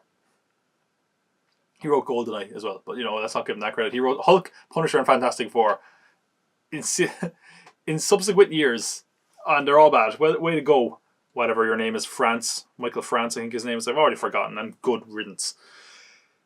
But the film never materialized. It went through different director changes, it went through different writer changes. By about 2007, Kurt Sutter, who had worked on The Shield and went on to make Sons of Anarchy, had written a script, and apparently Thomas Jane read it and was kind of like, I don't want to make a film where it doesn't feel like it is what I want. He wanted to apparently make a film that was very faithful to the character. And he kind of said he wishes them all best. Now, as it turns out, that sequel would basically be reworked into Punisher Warzone. So it is like Punisher Warzone is a reboot, but it's kind of a loose reboot in that it was originally intended as a sequel. But Thomas Jane would play the character again. And I don't know how aware people are of this. It was a big deal at the time. But now we're near 10 years on, so I don't think it's as big a deal as it was. But in 2012, and I talked about this when I was also doing my Fantastic Four reviews, I talked about how Fantastic Four 2015 felt like a bootleg film, like those Adi Shankar films. And I mentioned The Punisher, Dirty Laundry. What this was a fan film. And this guy, Adi Shankar, has a whole series of doing these. He did one for like Power Rangers. He did one for Venom. Just these kind of non-licensed fan films, which are different take on the characters. I don't know, was this the first one, but it's certainly probably the most high-profile one he did. And it's basically just a short Punisher fan film with Thomas Jane back as the Punisher. And honestly, I didn't finish the Punisher Netflix series, unless that really upped its ante. This is one of the better iterations of the Punisher. It very loosely is a sequel in that it has the same character and same actor playing the Punisher. It was released in 2012. I will say quality-wise it hasn't aged well. It doesn't look like it's shot in good definition. The aspect ratio of it's really weird, at least on the official version on YouTube, so hopefully they put out a better one at some point, but probably not, considering it's nearly 10 years now. It tries to be cinematic at times, and at other times it kind of fails at that. Visually, it's got a kind of color grading that I think works, but again, looks kind of cheap. The music is all from The Dark Knight, which doesn't suit and is really aged poorly. And that's what bootleg is the word here. It stole The Dark Knight's music. He's wearing a New York Yankees cap, but it's not a New York Yankees cap because they get suit, so it's like a knockoff. Very bootleg. And it's kind of funny. So it's called Dirty Laundry for a reason. Frank is living out of a van and he has to do his laundry. There's some things here that I find cool. Like just problems Frank Castle would naturally have. Like he goes to do his laundry and he notices that one of his t-shirts has a bullet hole in it. He notices that in his spare change he's got bullet casings. It's happened to the best of us. And while he's there, he sees a woman being harassed by some drug dealers. He's seemingly assaulted, but we don't see it. And we see a kid being roughed up, being told, like, you're going to deal for us if you're going to stay in this week, blah, blah, blah. And Frank at first kind of minds his own business. But he steps out there briefly while his laundry is on, and the guy is like, what are you looking at? Whatever. Who are you? And he shows him a gun. And he kind of threatens Frank, and Frank kind of ignores him and walks across to a bodega across the road, where he sees Ron Perlman, who's in a wheelchair behind the counter. And, he's like, hey, whiskey's on offer if you wanted. We got an offer on Jack Daniels, blah, blah, blah. And we find out that Ron Perlman's character is a former veteran, and he tells him how that Frank is, seeing a usual occurrence, that he's standing where Frank used to stand. And a couple of years ago, he tried to break it up and stop all this, and he was crippled. And he's basically like, what's the point? You know, anytime you kind of kill off these guys or finish them off, more pop up in their place. Frank, before when he said, like, I don't want any whiskey, he was like, I'm 6 months sober. He says he has a change of heart and he gives him some money and says, I'll take a bottle of Jack. And you're like, oh, Frank's going to go drinking. Awesome. So the kid is being held to the wall by drug dealers with a knife, and Frank beats them up with a bottle, the most durable bottle I've ever seen. Doesn't smash ever. He's going around, he takes out, he smashes them. It's really violent and bloody, which suits the character. It is that, like, weird digital blood that is, hit and miss at times. But he's smashing them in. There's blood everywhere. There's bloods on the walls. He's smashing it, their teeth, breaking their bones. It's really violent. It's like the only action beat in the trailer is this part, really. And he's doing all this, and he's just beating the fuck out of them. The bottle still doesn't break, thank God. And he gets to the lead guy, and the lead guy points a gun at him, and the kid he was fighting bites the drug dealer, and he stumbles, and Frank manages to get up to him and break his legs, break all of his bones, so that the drug dealer is now on the floor. And Frank delivers the line, you know the difference between justice and punishment? And he empties the bottle of Jack all over him, takes out a Zippo lighter, lights it, but just leaves it at his feet, and then walks away. And as he's doing this, the woman that he abused comes back, picks up the Zippo, and as Frank is collecting his laundry, we see a big flash of fire in the background. So he's killed the drug dealer, and Frank takes his laundry and is walking back to his van, and a kid says, hey, mister, you dropped this. And he says, oh, you can keep it as a bullet hole. And he unfurls it, and it's the Punisher skull. And I fucking hate the Punisher skull in this. Apparently it was a reveal of the new Punisher skull designed by Bradstreet. What's his name? Tim Bradstreet, I think it is. Who is a great artist. He did some amazing work on the Punisher, and he also did a lot of work on Constantine, or Hellraiser. Tim Bradstreet, yeah. I hate the skull though, and this looks really weird. Looks like an octopus or something. I'll say this, my skull is better. and with that, the Punisher drives off, and that is the end of the Punisher Dirty Laundry, and that is the end of Thomas Jane's run as the Punisher. As for what he made this, basically, he said, I wanted to make a fan film as a character I've always loved and believed. A love letter to Frank Castle and his fans. It was an incredible experience with everyone on the project, throwing in their time and just for the fun of it. It's been a blast to be part of from start to finish. We hope the friends of Frank enjoy watching it as much as we did making it. I think this is his best run as the Punisher. I think he's really good in this. As much as it's really short, I think this is also one of the best iterations of the Punisher. Like, even the fact that he doesn't get involved initially. You know, I think that's suiting the character, and that it is as violent as that. And also that he doesn't do the final blow, he let someone else do it. I think that's just perfect. It's really, really good. Again, I don't know as visually has it aged all that well. There is some things that haven't aged, but it's still pretty satisfying as a fan film. And, you know, who would have ever thought that would be the last iteration of Thomas Jane as the Punisher? It's a shame, he never really got a proper go of it, but I think the fact that he came back, and he came back after Warzone had flopped at the box office. But it shows some real respect and reverence for the character, so good on him. It's a shame he never got the perfect theatrical outing, but there you go. It ends on a happy note.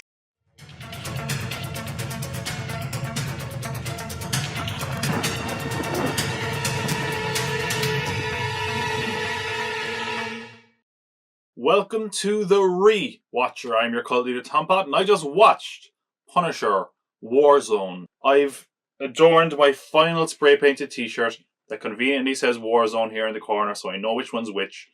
And while this might actually be my worst of the spray painted t-shirts, this might be the best Punisher film, or at least the one I like the most. Now I will say, look, I don't think any of the Punisher films are necessarily good, but I do enjoy this one the most. And that's not me saying it's good. This is so bad it's good territory for me. Because it's a really interesting movie for a lot of reasons. It's like fascinating and weird. And visually it's kind of cool, but also kind of cheap. And I have quite a bit to say about this film. I want to start first by just acknowledging that this came out in 2008. The same year Marvel started the MCU, we had this Punisher film that's pretty much been forgotten, I would say. Certainly one of the least buzzed and discussed superhero films of, recent memory. And I don't know why that is. I mean, it didn't get a good critical reaction. It didn't do great at the box office, which we'll discuss, but it's been totally cast aside. So it's really weird to see like the MCU kind of starting off and going great heights, and then this coming out the same year and just falling flat on its face. It's interesting for a lot of reasons. I think this one is also the most comic booky of the Punisher films. It's also possibly even comic booky to a fault. It's one of the more comic book films I can actually think of visually. Like, it has that look of real heightened and unrealistic kind of sense to it. And visually, it has like kind of crazy colors that don't necessarily make sense that kind of work in a comic book. And it just is really fascinating to look at. So I'm never really bored by the film from a visual standpoint. Now, I also want to acknowledge that this is our third Punisher film and our third Punisher. They just can't keep him around, apparently. Because the director of this, Lexi Alexander, one of the reasons she wanted to sign on was that she apparently was allowed to hire her own Punisher actor. And this time around, we got Ray Stevenson, who is a... I think it's kind of hard to say who's my favourite Punisher. Because I think when we talk about like the Punisher, people don't even consider Dolph Lundgren. He's not a possibility, you know. You forget about him. But we have Thomas Jane and we have Ray Stevenson. And they're both very, very different in their portrayal of the characters. Now, Ray Stevenson was best known for Rome, but he's actually appeared in the MCU as well as one of the Warriors 3 from Thor as Volstagg. And I really like his Punisher. He's got a real kind of physical menace to him. He's got a real kind of darkness to him as well. He's just physically kind of imposing. And I think he really nails that aspect of the character in a way that Thomas Jane didn't, in my opinion. I just think that he looks like someone that you wouldn't want to see walking the streets. Whereas Thomas Jane, on the other hand, kind of captured a sort of, you know, torture to his performance, I think, and a certain... he managed to bring a certain sympathy to the role in a way that I don't think Ray Stevenson does. So they both kind of have different portrayals that kind of work very differently. And I like them each for different reasons. I don't know who I actually prefer. It's kind of hard to say. I think I prefer Ray Stevenson's film. But I don't know. Although I do like Dirty Laundry with Thomas Jane in it. So it's kind of hard to tell who's my favourite one. But obviously, the cast, aside from that, is just insane. And I don't mean insane like it's a really good cast. I just mean it's such a weird mismatch of characters. So obviously we have Ray Stevenson as our lead. Then we have Wayne Knight as Microchip. Wayne Knight of TV's Seinfeld, where he plays Newman. Hello, Newman. He's in the film, which is a very odd choice. We have a guy called Colin Salmon, whose name you probably don't recognize, but he's in a lot of stuff. He was in Arrow. I think he was in the first season of Arrow, from memory. He's in this as well. Again, obviously this was also before Arrow, so there you go. We then have Dominic West, McNulty from The Wire. He was like a good actor a lot of times, often quite subtle. This performance by him is absolutely crazy. It's like there was no direction at all. He just went nuts. He's I can't wait to talk about him. We also have Julie Benz, you might know from Dexter, and she's in Angel and Buffy as well, I believe. So it's just a really strange cast, in my opinion. We also have a guy called Doug Hutchinson. I think he was in Lost, but he's probably best known for being like a 51-year-old that married a 16-year-old. Ugh. So, gross. But this is just a very strange film in general. This is like the real oddity. It came out when superhero films had kind of reached a real new height. It came out the same year as The Dark Knight. It came out the year the MCU launched. It was an R-rated comic book movie when they didn't do that very often. And it's really been relegated to the dustbins of history. It's also even weirder because it's one of only 2 films to ever come out under the Marvel Knights film banner. Marvel Knights in the comics was like the darker, more adult-orientated stuff. And this was the first film to come out on that label, and one of only 2, the other one being Ghost Rider Spirit of Vengeance. So it's just a real oddity. I would even go as far as to say it might be kind of a hidden gem. Or at least, from a fun film point of view. Aside from that, visually, the film is really interesting, like I mentioned. I think they were trying to go for a comic booky thing here. I think they said they kind of kept basically 3 heightened colours in a panel. I think comic books generally had they have 4 colours, I think, was like the tradition. So it's interesting from that regard. because it's just very strange. Like sometimes, there'll just be like an alley lit up in purple for no real reason. Sometimes there's like that Matrix digital kind of green, and then other times the whole movie is washed out. There's a kind of filter in a lot of editing software that's called like bleached. I put it on the video version there for 2 seconds, and that's kind of what the film looks like at times. And other times it's really vibrant and full of color. It's just a very interesting one. They really messed around with colors here, and it's very fascinating to watch because of that. It's also just got a real heightened sense of violence and kind of almost a cartoony sense of violence at times, which is interesting for the Punisher. That's probably closer to what I've been asking for in a way. It's very heavily inspired as well by Gareth Ennis's run on Punisher Max, which, as I said, is basically probably my favorite run on the Punisher. But it definitely owes a lot to that. So let's dive into the film in general, because there's a lot to dissect here. It's just a really weird film. It starts with a bit of a comic-y style intro even, which is quite cool. It's kind of like a montage, and we actually don't hear the Punisher talk for like 20 minutes, I think. Like, it takes ages for him to say something. And then we have Dominic West. As I mentioned, Dominic West is just hamming it up. It might be, like, obviously there's probably better examples, but for me right now, I cannot think of an actor swinging harder in a role than Dominic West, because it's just terrible. But I think that I have to believe they knew it was bad, because it's like a child doing an impression of a gangster. You know, he's like swearing and he's like going around and going like, "Yeah, what are you going to do to me?" And you know, it's like a pantomime villain, and it's so entertaining to watch. And he starts off being really good looking, and they make that a big thing. He's really vain. He's walking around looking in mirrors and all that kind of thing.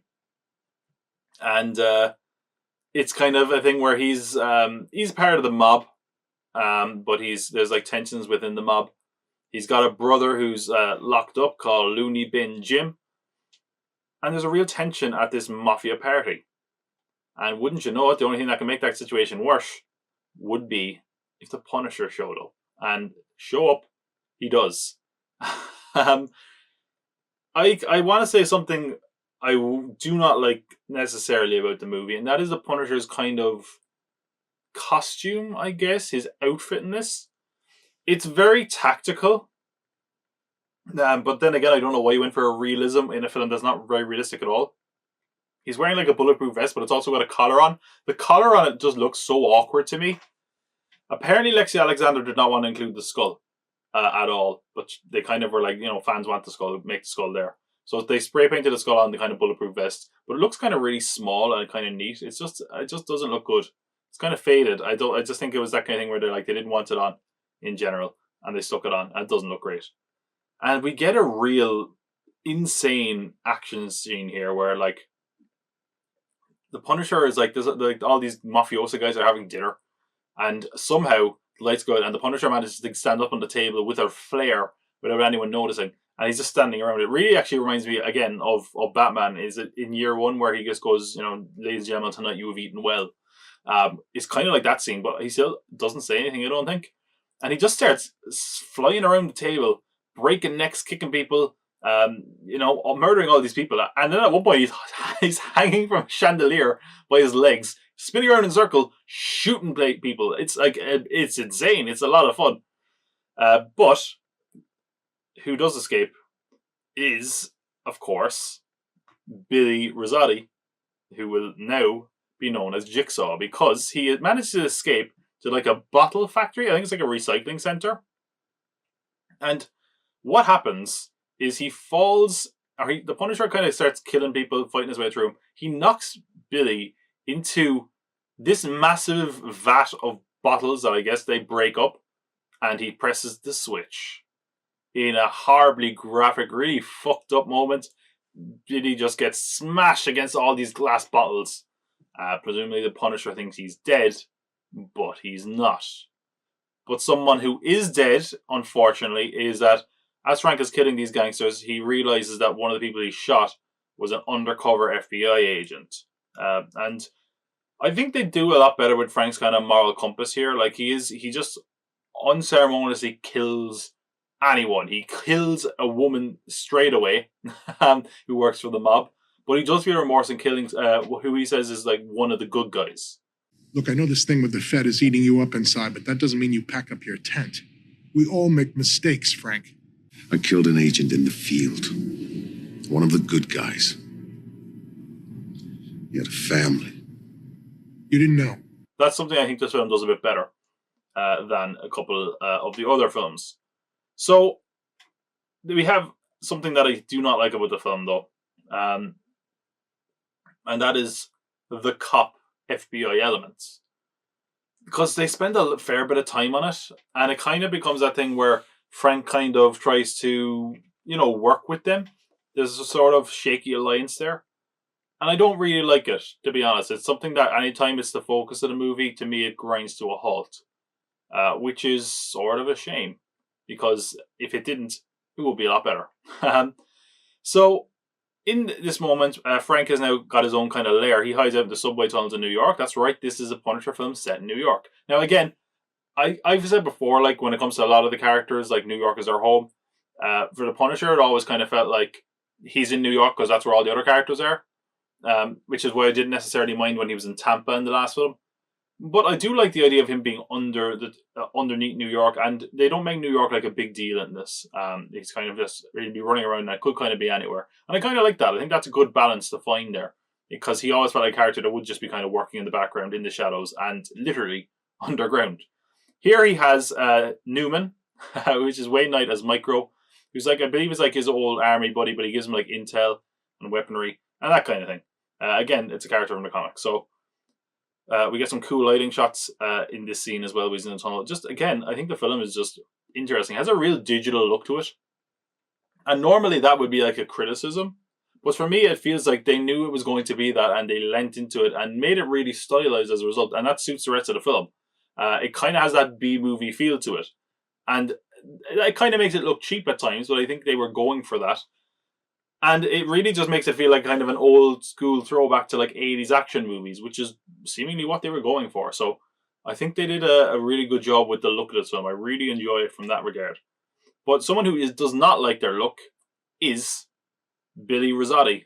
And the reason he's known as Jigsaw is because his face has been reconstructed. And it's a scene that I'm assuming is meant to be an homage to Batman 89, where the Joker looks at his appearance and smashes a mirror. I think they have that whole thing. Okay, and let me talk about the look of Jigsaw, because it would not work in any other film if they were trying to play it straight. He looks fucking terrible. He's called Jigsaw because his face is stitched back together in pieces. And it looks laughable. It looks like they just put a big plastic prosthetic over Dominic West's head. Like his head is all inflated and stuff. It looks terrible. But again, for the movie being as silly and weird and over the top as it is, I think it works kind of for that. In most movies it wouldn't work, but I kind of find it funny. So, he gets his name, which is of course now Jigsaw. And aside from that, we now have a kind of moment where, he vows his revenge against Frank Castle, the Punisher. And the Punisher does try to make amends for his actions, by the way. He shows up to the house of the woman who was married to the FBI agent he killed. And actually to his daughter. His daughter is there as well. And as he does that, Judy Benz comes out with a gun and is like, get out of here, I'm going to kill you, I'm going to blow your head off, mate. Which is actually, again, verbatim. So he is trying to make amends there, but doesn't really get much out of it. He tries to give him money, they kind of reject him. But it's interesting because that dynamic does play into the movie quite a bit from there on out. Meanwhile, on Jigsaw's end, we mentioned he had a brother called Looney Bin Jim. Now that the rest of the mob has basically been killed by the Punisher, he sees this opportunity and he also wants to bust out Looney Bin Jim. This is the guy who married the 16-year-old. That's all I'm going to say. We get a really kind of nasty violence to this film as well, especially in this scene. But again, it's so over the top that it's hard to take seriousness. And I think that, again, is something that kind of works in its favour. If this was another film, you'd be like, this is disgusting, this is nasty. Ugh. But the fact that they're kind of going for that and being ridiculous and over the top and kind of shocky and edgy on purpose makes it kind of work for me. Not that I think it's necessarily great. So now that he's got Jigsaw, or now that Jigsaw has his brother by his side, they're like, yeah, we're going to take over this town. We're going to kill Frank Castle the Punisher. And Looney Bin Jim is like, oh, I'm going to kill the Punisher. But Jigsaw, there's one scene where Jigsaw is just like, he's still not feeling great about his appearance, and he shouldn't. He looks like shit. But at one moment, he's just walking and there's a load of mirrors, and he's like, look in the mirror, and he's like, oh. He's like, anytime I look myself in the mirror, I'm sorry, should I say this? Like, Donnie Wetzel's, he's like, well, I can't even stand the side of the mirrors. That's exactly what it sounds like. It's kind of hilarious. So he says that, and his brother's like, you're never going to have to look in mirrors when I'm around. And he starts smashing a load of mirrors set to like rock music. And again, I'm like, this is terrible. But it's kind of funny. So that's what's going on the bad guy side. I guess that makes Frank the good guy, so I don't know about that. But it's just very strange, isn't it? The whole movie is. But we have all this going on, and we then have another side villain who is fascinating, and that's the character of McGinty. McGinty is another character from Gareth Ennis's Punisher Max. He is a black Irishman who moved to New York. He's got dreads. I think he's like a drug dealer and gun runner. And most importantly for this film, he does parkour. Why is that important for this film? Well, we see a little bit of them at the start of the film. Just before Jigsaw becomes Jigsaw, he's kind of going around the place, and he's with a gang, and these guys are really tough. And I bring up this parkour because it leads to the best moment in film history, and a lot of stuff is up for debate about this film. This is not. Frank kind of learns that if he finds out about McGinty, that he's going to be able to basically, hunt down Jigsaw and hunt down those guys basically. So what happens next is just pure cinematic beauty. They're parkouring across the roof, and one man, it happens in slow motion again, they're doing this cool rock music or whatever, does a gorgeous flip across the roof. And then another man jumps off the roof, flips over, and he goes to the awaiting rooftop. But he doesn't quite make it, because at that exact moment, Frank Castle shot a rocket from an RPG, and mid-flip in the air, he explodes. It is, without a doubt, one of the best things I've ever seen. The first time I saw it, I had to pause the film. I was laughing so hard. And I might have even gone back to watch it again. And I knew it was coming this time because I'd seen this film before. But it was just as impressive, man. It is so damn good. Like, it's so cool. It's I was like, I don't know where this came from. I don't know where this idea came from. Apparently, Lexi Alexander was like, this was at the time when like parkour was hot. Like, I'll put in that clip from The Office right here. Parkour! So apparently, as a response to that, Alexander was like, one of her friends said that to her, and she was like, well, you know what? Take this parkour.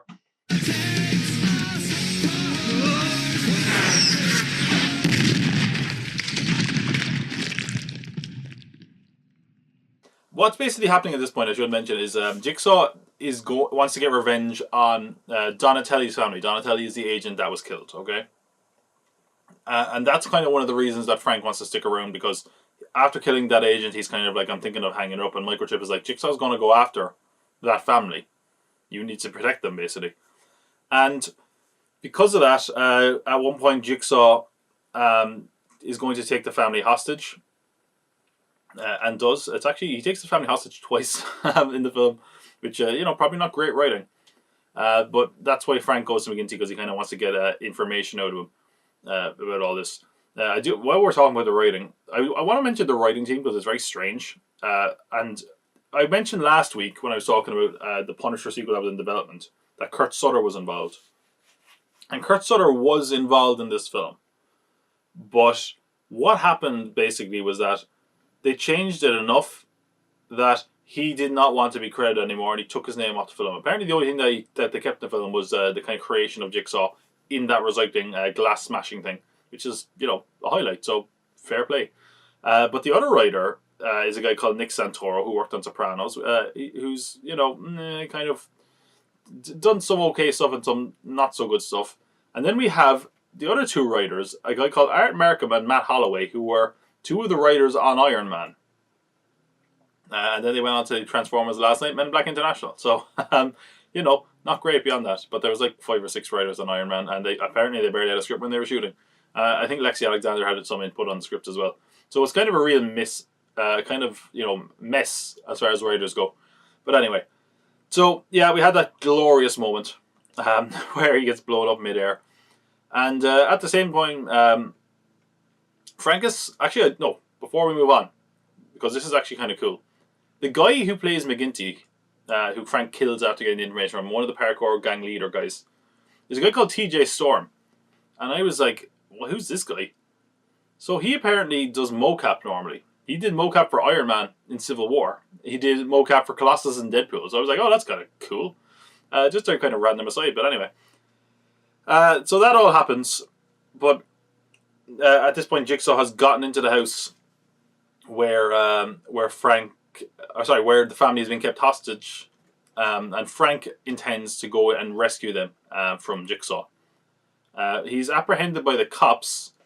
This Colin Salmon guy who I mentioned earlier is like a new cop trying to get revenge for him killing an agent, and he gets put to the Punisher division. Basically, no one wants to take on the Punisher thing, except this one other guy who I think is one of Frank's ex-partners. But as we see in this scene, even though the Punisher is apprehended, basically, this guy is there so Frank can, keep getting away. Because he leaves Frank out of the car and goes into the house and starts smashing and killing and all that kind of stuff he's known for. So while this Colin Salmon guy does it the real way, Punisher goes in and starts killing people and then comes down to the end to free the family. At one point, he punches the guy's face and it literally turns to mush. It's like, it just implodes around his fist. So, that's what they were going for in this. So we have all that. I do want to give a shout out, as I mentioned, Dominic West's performance in this. Mwah. He delivers like the worst line ever. He's talking to the little girl. The little girl is terrified at this point. And do I have the exact quote here? So this is what's going on. They're in the house. Jigsaw and his gang and his brother are fighting away. Miss Donatelli is the wife, played by Julie Benz, of the ex-agent. So he goes, "Hello, Miss Donatelli, or will you be calling yourself Miss from now on?" And she goes, "What do you want from us?" And he goes, "I'm looking for my money, which your rat of a husband stole from me." She goes, "Well, we don't have it, I swear to God." Well, actually, I should mention that, yeah, she has a real, she's over the top as well. It's just that no one could look over the top compared to Dominic West, but she's like, "But we don't have it, I swear to God!" Where that kind of New York accent where you get 5 syllables out of the word God. God! And then he lunges down, it's the way it's shown. I have to put this in the video version. It's literally like the kid's face, and then he just pops out of nowhere. I think they actually thought it might be a jump scare. And he just goes, "How about you, sweet cheeks?" How about you, sweet cheeks? Would you also like to swear on an imaginary friend? It's amazing. And then he kind of flaunts that he's an atheist. He's like, "Oh, you want to swear to your imaginary friend?" Oh man, it's just glorious. This is why I can't hate this film, man. So Frank saves the family. He walks out with the girl in his hand. Basically takes him away from the actual police officer, and then shoots a guy in the face as he's going on his way out the door. And he takes them to hide out under the sewers, and that's kind of the plan. He's like, keep them there under the sewers. He's again going against the kind of police protocol, which is what I'm going to say, if I was so whatever. And what I think is good here is that the Punisher is kind of heroic in this, but it feels still in keeping with his kind of principles. He's saving the family because they don't have a father in the family because of him. And that sort of, you could arguably say, it kind of reflects his own arc. as a character. He's trying to do right because no one did right by him when his family was killed.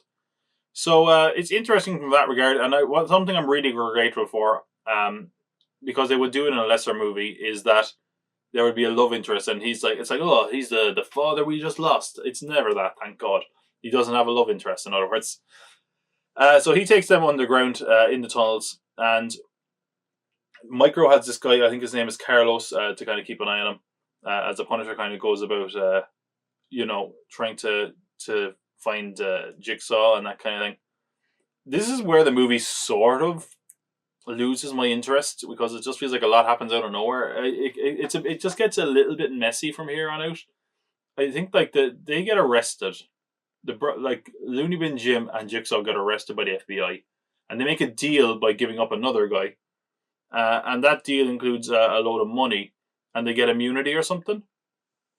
And then with that immunity, they intend to, and again, there's sort of social commentary here, but it's so half-assed. They're like, now that we have money, we're going to do exactly what the US government does when they hire to send people to Iraq. We're going to go into the poor places and give them a way out. I'm like, oh, that's kind of half-assed. And there's like a weird, like, General Patton kind of segment that's a joke again.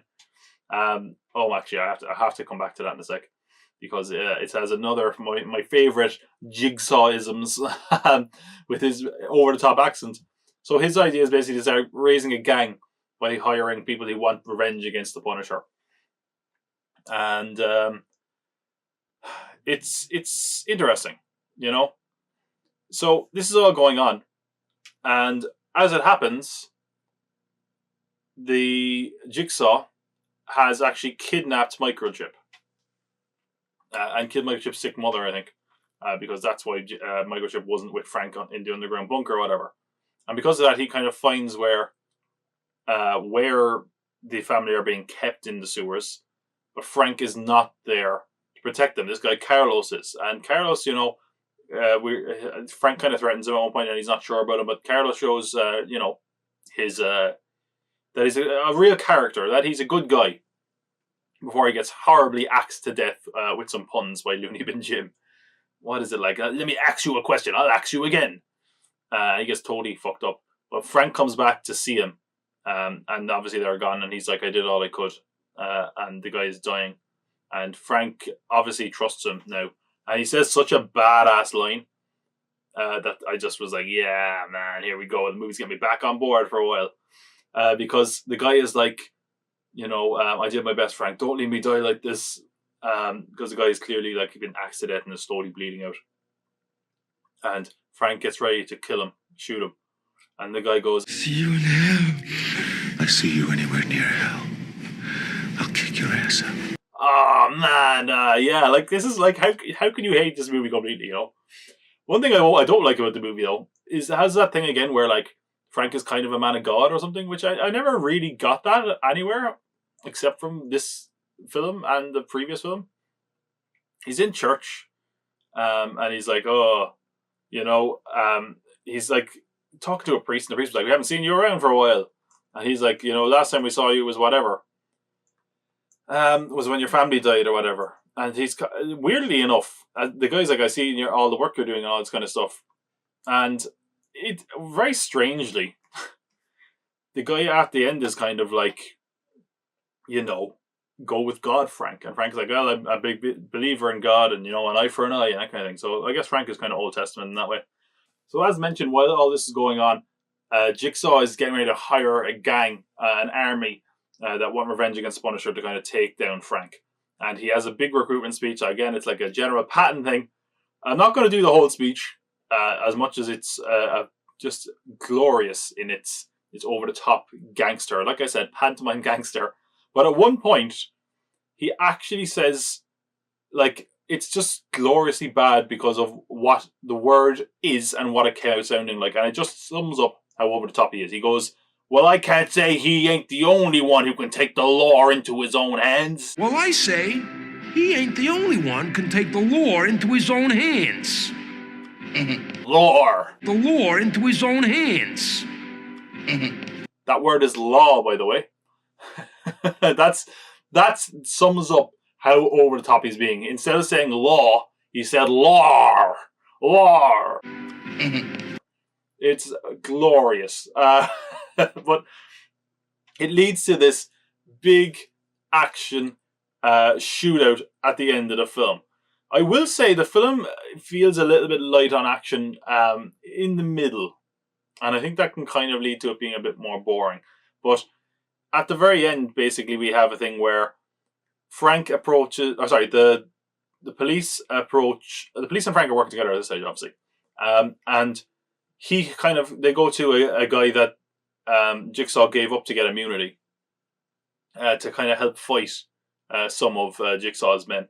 While Frank goes in and starts just mutilating and killing them all. Again, lots of gunfire. There's just some really strange moments. Like, there's one moment that's...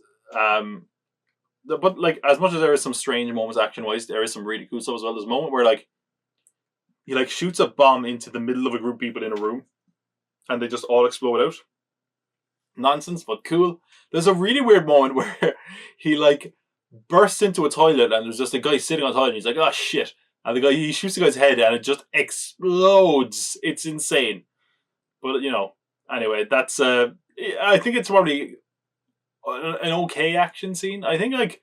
I will say, like, as much as the action, this is really heightened and kind of amusing, I don't think it's, like, all that interesting. I kind of feel like if it's not very, like, entertaining. It just feels... Maybe it's because of, actually, the digital quality of the whole thing. That just feels kind of so artificial and hard to get invested in. But it's fine. It's just not as good as it could have been. It doesn't feel like vicious or as grounded as it should be. And I guess that's the problem when you go for a kind of over-the-top comic booky kind of tone that they went for. So he gets to Jigsaw, and at this point, Jigsaw has Microchip on one side and he has the family on the other hand. And he's like, here's what we're going to do, Frank. You can shoot Microchip. Or I'm going to shoot the family. Microchip is basically like, you know, kill me, Frank, their family or whatever. This is Jigsaw doing this, and Looney Bin Jim is nearby. And Frank instead points his gun, takes one shot, and shoots Looney Bin Jim, killing him. Jigsaw, seeing this, shoots Microchip. Frank runs and jumps in front of the family with his bulletproof vest and saves the family. Before fighting Jigsaw, he impales him, which are like, whoa. So he impales him and then burns him to death. It's crazy. He throws him onto a fire. Like, I thought the ending of this was just really kind of weird. Like, I'm like, first of all, why are you giving the guy a chance to shoot at all? You know, he could have just shot you while he was pointing towards Jigsaw and you'd be none the wiser. It just feels like a real gamble, but, you know, anyway. It's just a very bit of a strange move. I did think that Jigsaw's death was kind of anticlimactic as well, but it is what it is. The film doesn't end exactly there. It kind of ends a bit after that, where, like, they kind of show the family out, and Frank's former partner guy is like, I'll buy you a drink, and his the wife of the agent he killed comes up to him and is like, hey, you know, we talked about you. And he was like, he didn't think you were one of the bad guys or whatever, you know. He kind of gets a little bit of, like, redemption there. He's like, thank you, blah. And then he walks off with the cop.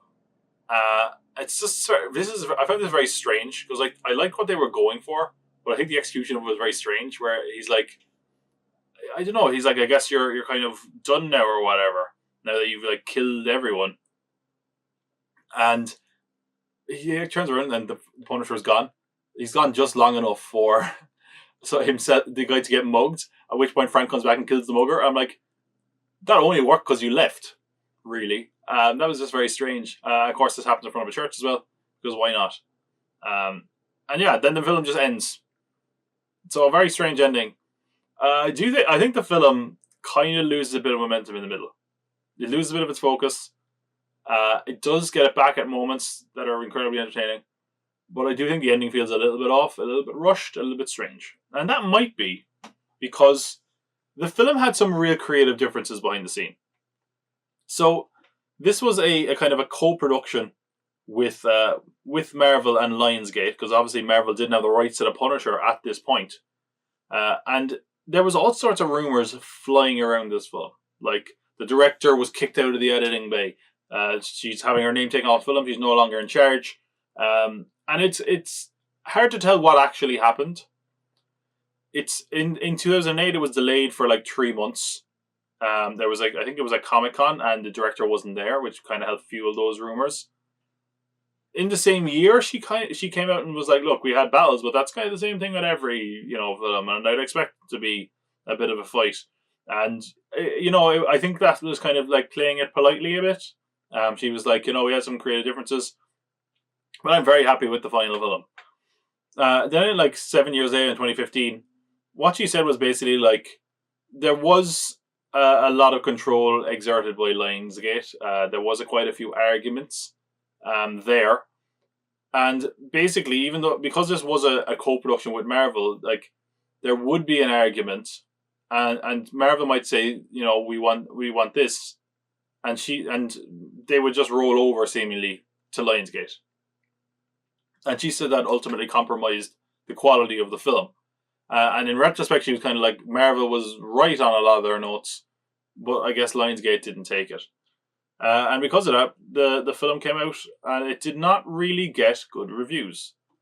It got, actually it's very strange, I looked at this the other day. I think if you look at the Rotten Tomatoes rating on all of the Punisher movies, I think they're all within like 2 points of each other. It might be like 26, 27, 28 on Rotten Tomatoes or something. It's around there. Like, they're like barely distinguishable as far as the quality goes. But because of that, the film did not get good reviews, although some people did say, even then it was like a schlocky fun action film, and that it was kind of a so bad it's good movie. But it didn't do especially well. And it came out in December 2008, which is a baffling time to put the movie out. Like, oh yeah, it's Christmas, honey, let's go see the new Punisher film. It's just a very strange time to put it out. Originally it was slated for September, but as I mentioned, it got delayed 3 months. And when it finally came out on a budget of 35 million, which apparently the budget on this kept getting slashed, it ended up grossing just 10.1 million worldwide. And only 2 million of that came internationally, which is horrendous. I think it actually is, at least based off theatrical films, the worst grossing Marvel film ever. And that's not surprising, considering 10 million is not a lot. I can't think, like, geez, there's so few films that come out now and gross 10 million, Whether that was because of when it was released, whether it was the reviews, that was the end of The Punisher on the big screen. Eventually, the rights would revert to Marvel, and this meant that they could do their own spin on the character, sort of, because they did a Netflix series with John Bernthal, which was okay at times, but a little bit stretched. It had a lot of the same problems a lot of Netflix series had, in my opinion. And I think a lot of the Netflix series didn't really feel like Marvel's interpretation. It felt kind of like, we don't know what to do with these characters, or we don't have plans yet. Do whatever you want with them until we're ready. And now they've eventually kind of got the rights back again, because the Netflix deals have expired, and it means they can now use that character again. But that is the last Punisher film. As I said, it's my favorite Punisher film. I would say check it out if you have time to kill. It's at least interesting, if nothing else, from a visual perspective. And I think if you were to get around a couple of friends, maybe get a little bit drunk, and throw this on, you'd probably have fun with it. But regardless, I had fun watching these films, making these videos. That's it for the Rewatcher Punisher. If you did enjoy this, please give it a like. Aside from that, there's plenty more stuff coming on this channel, so don't miss out. Either way, I have been your cult leader, Tom Pot. Please come back for whatever it is we end up doing next. I might even do something else Punisher related soon. We'll have to see. But remember, either way, I'll be watching. Take care.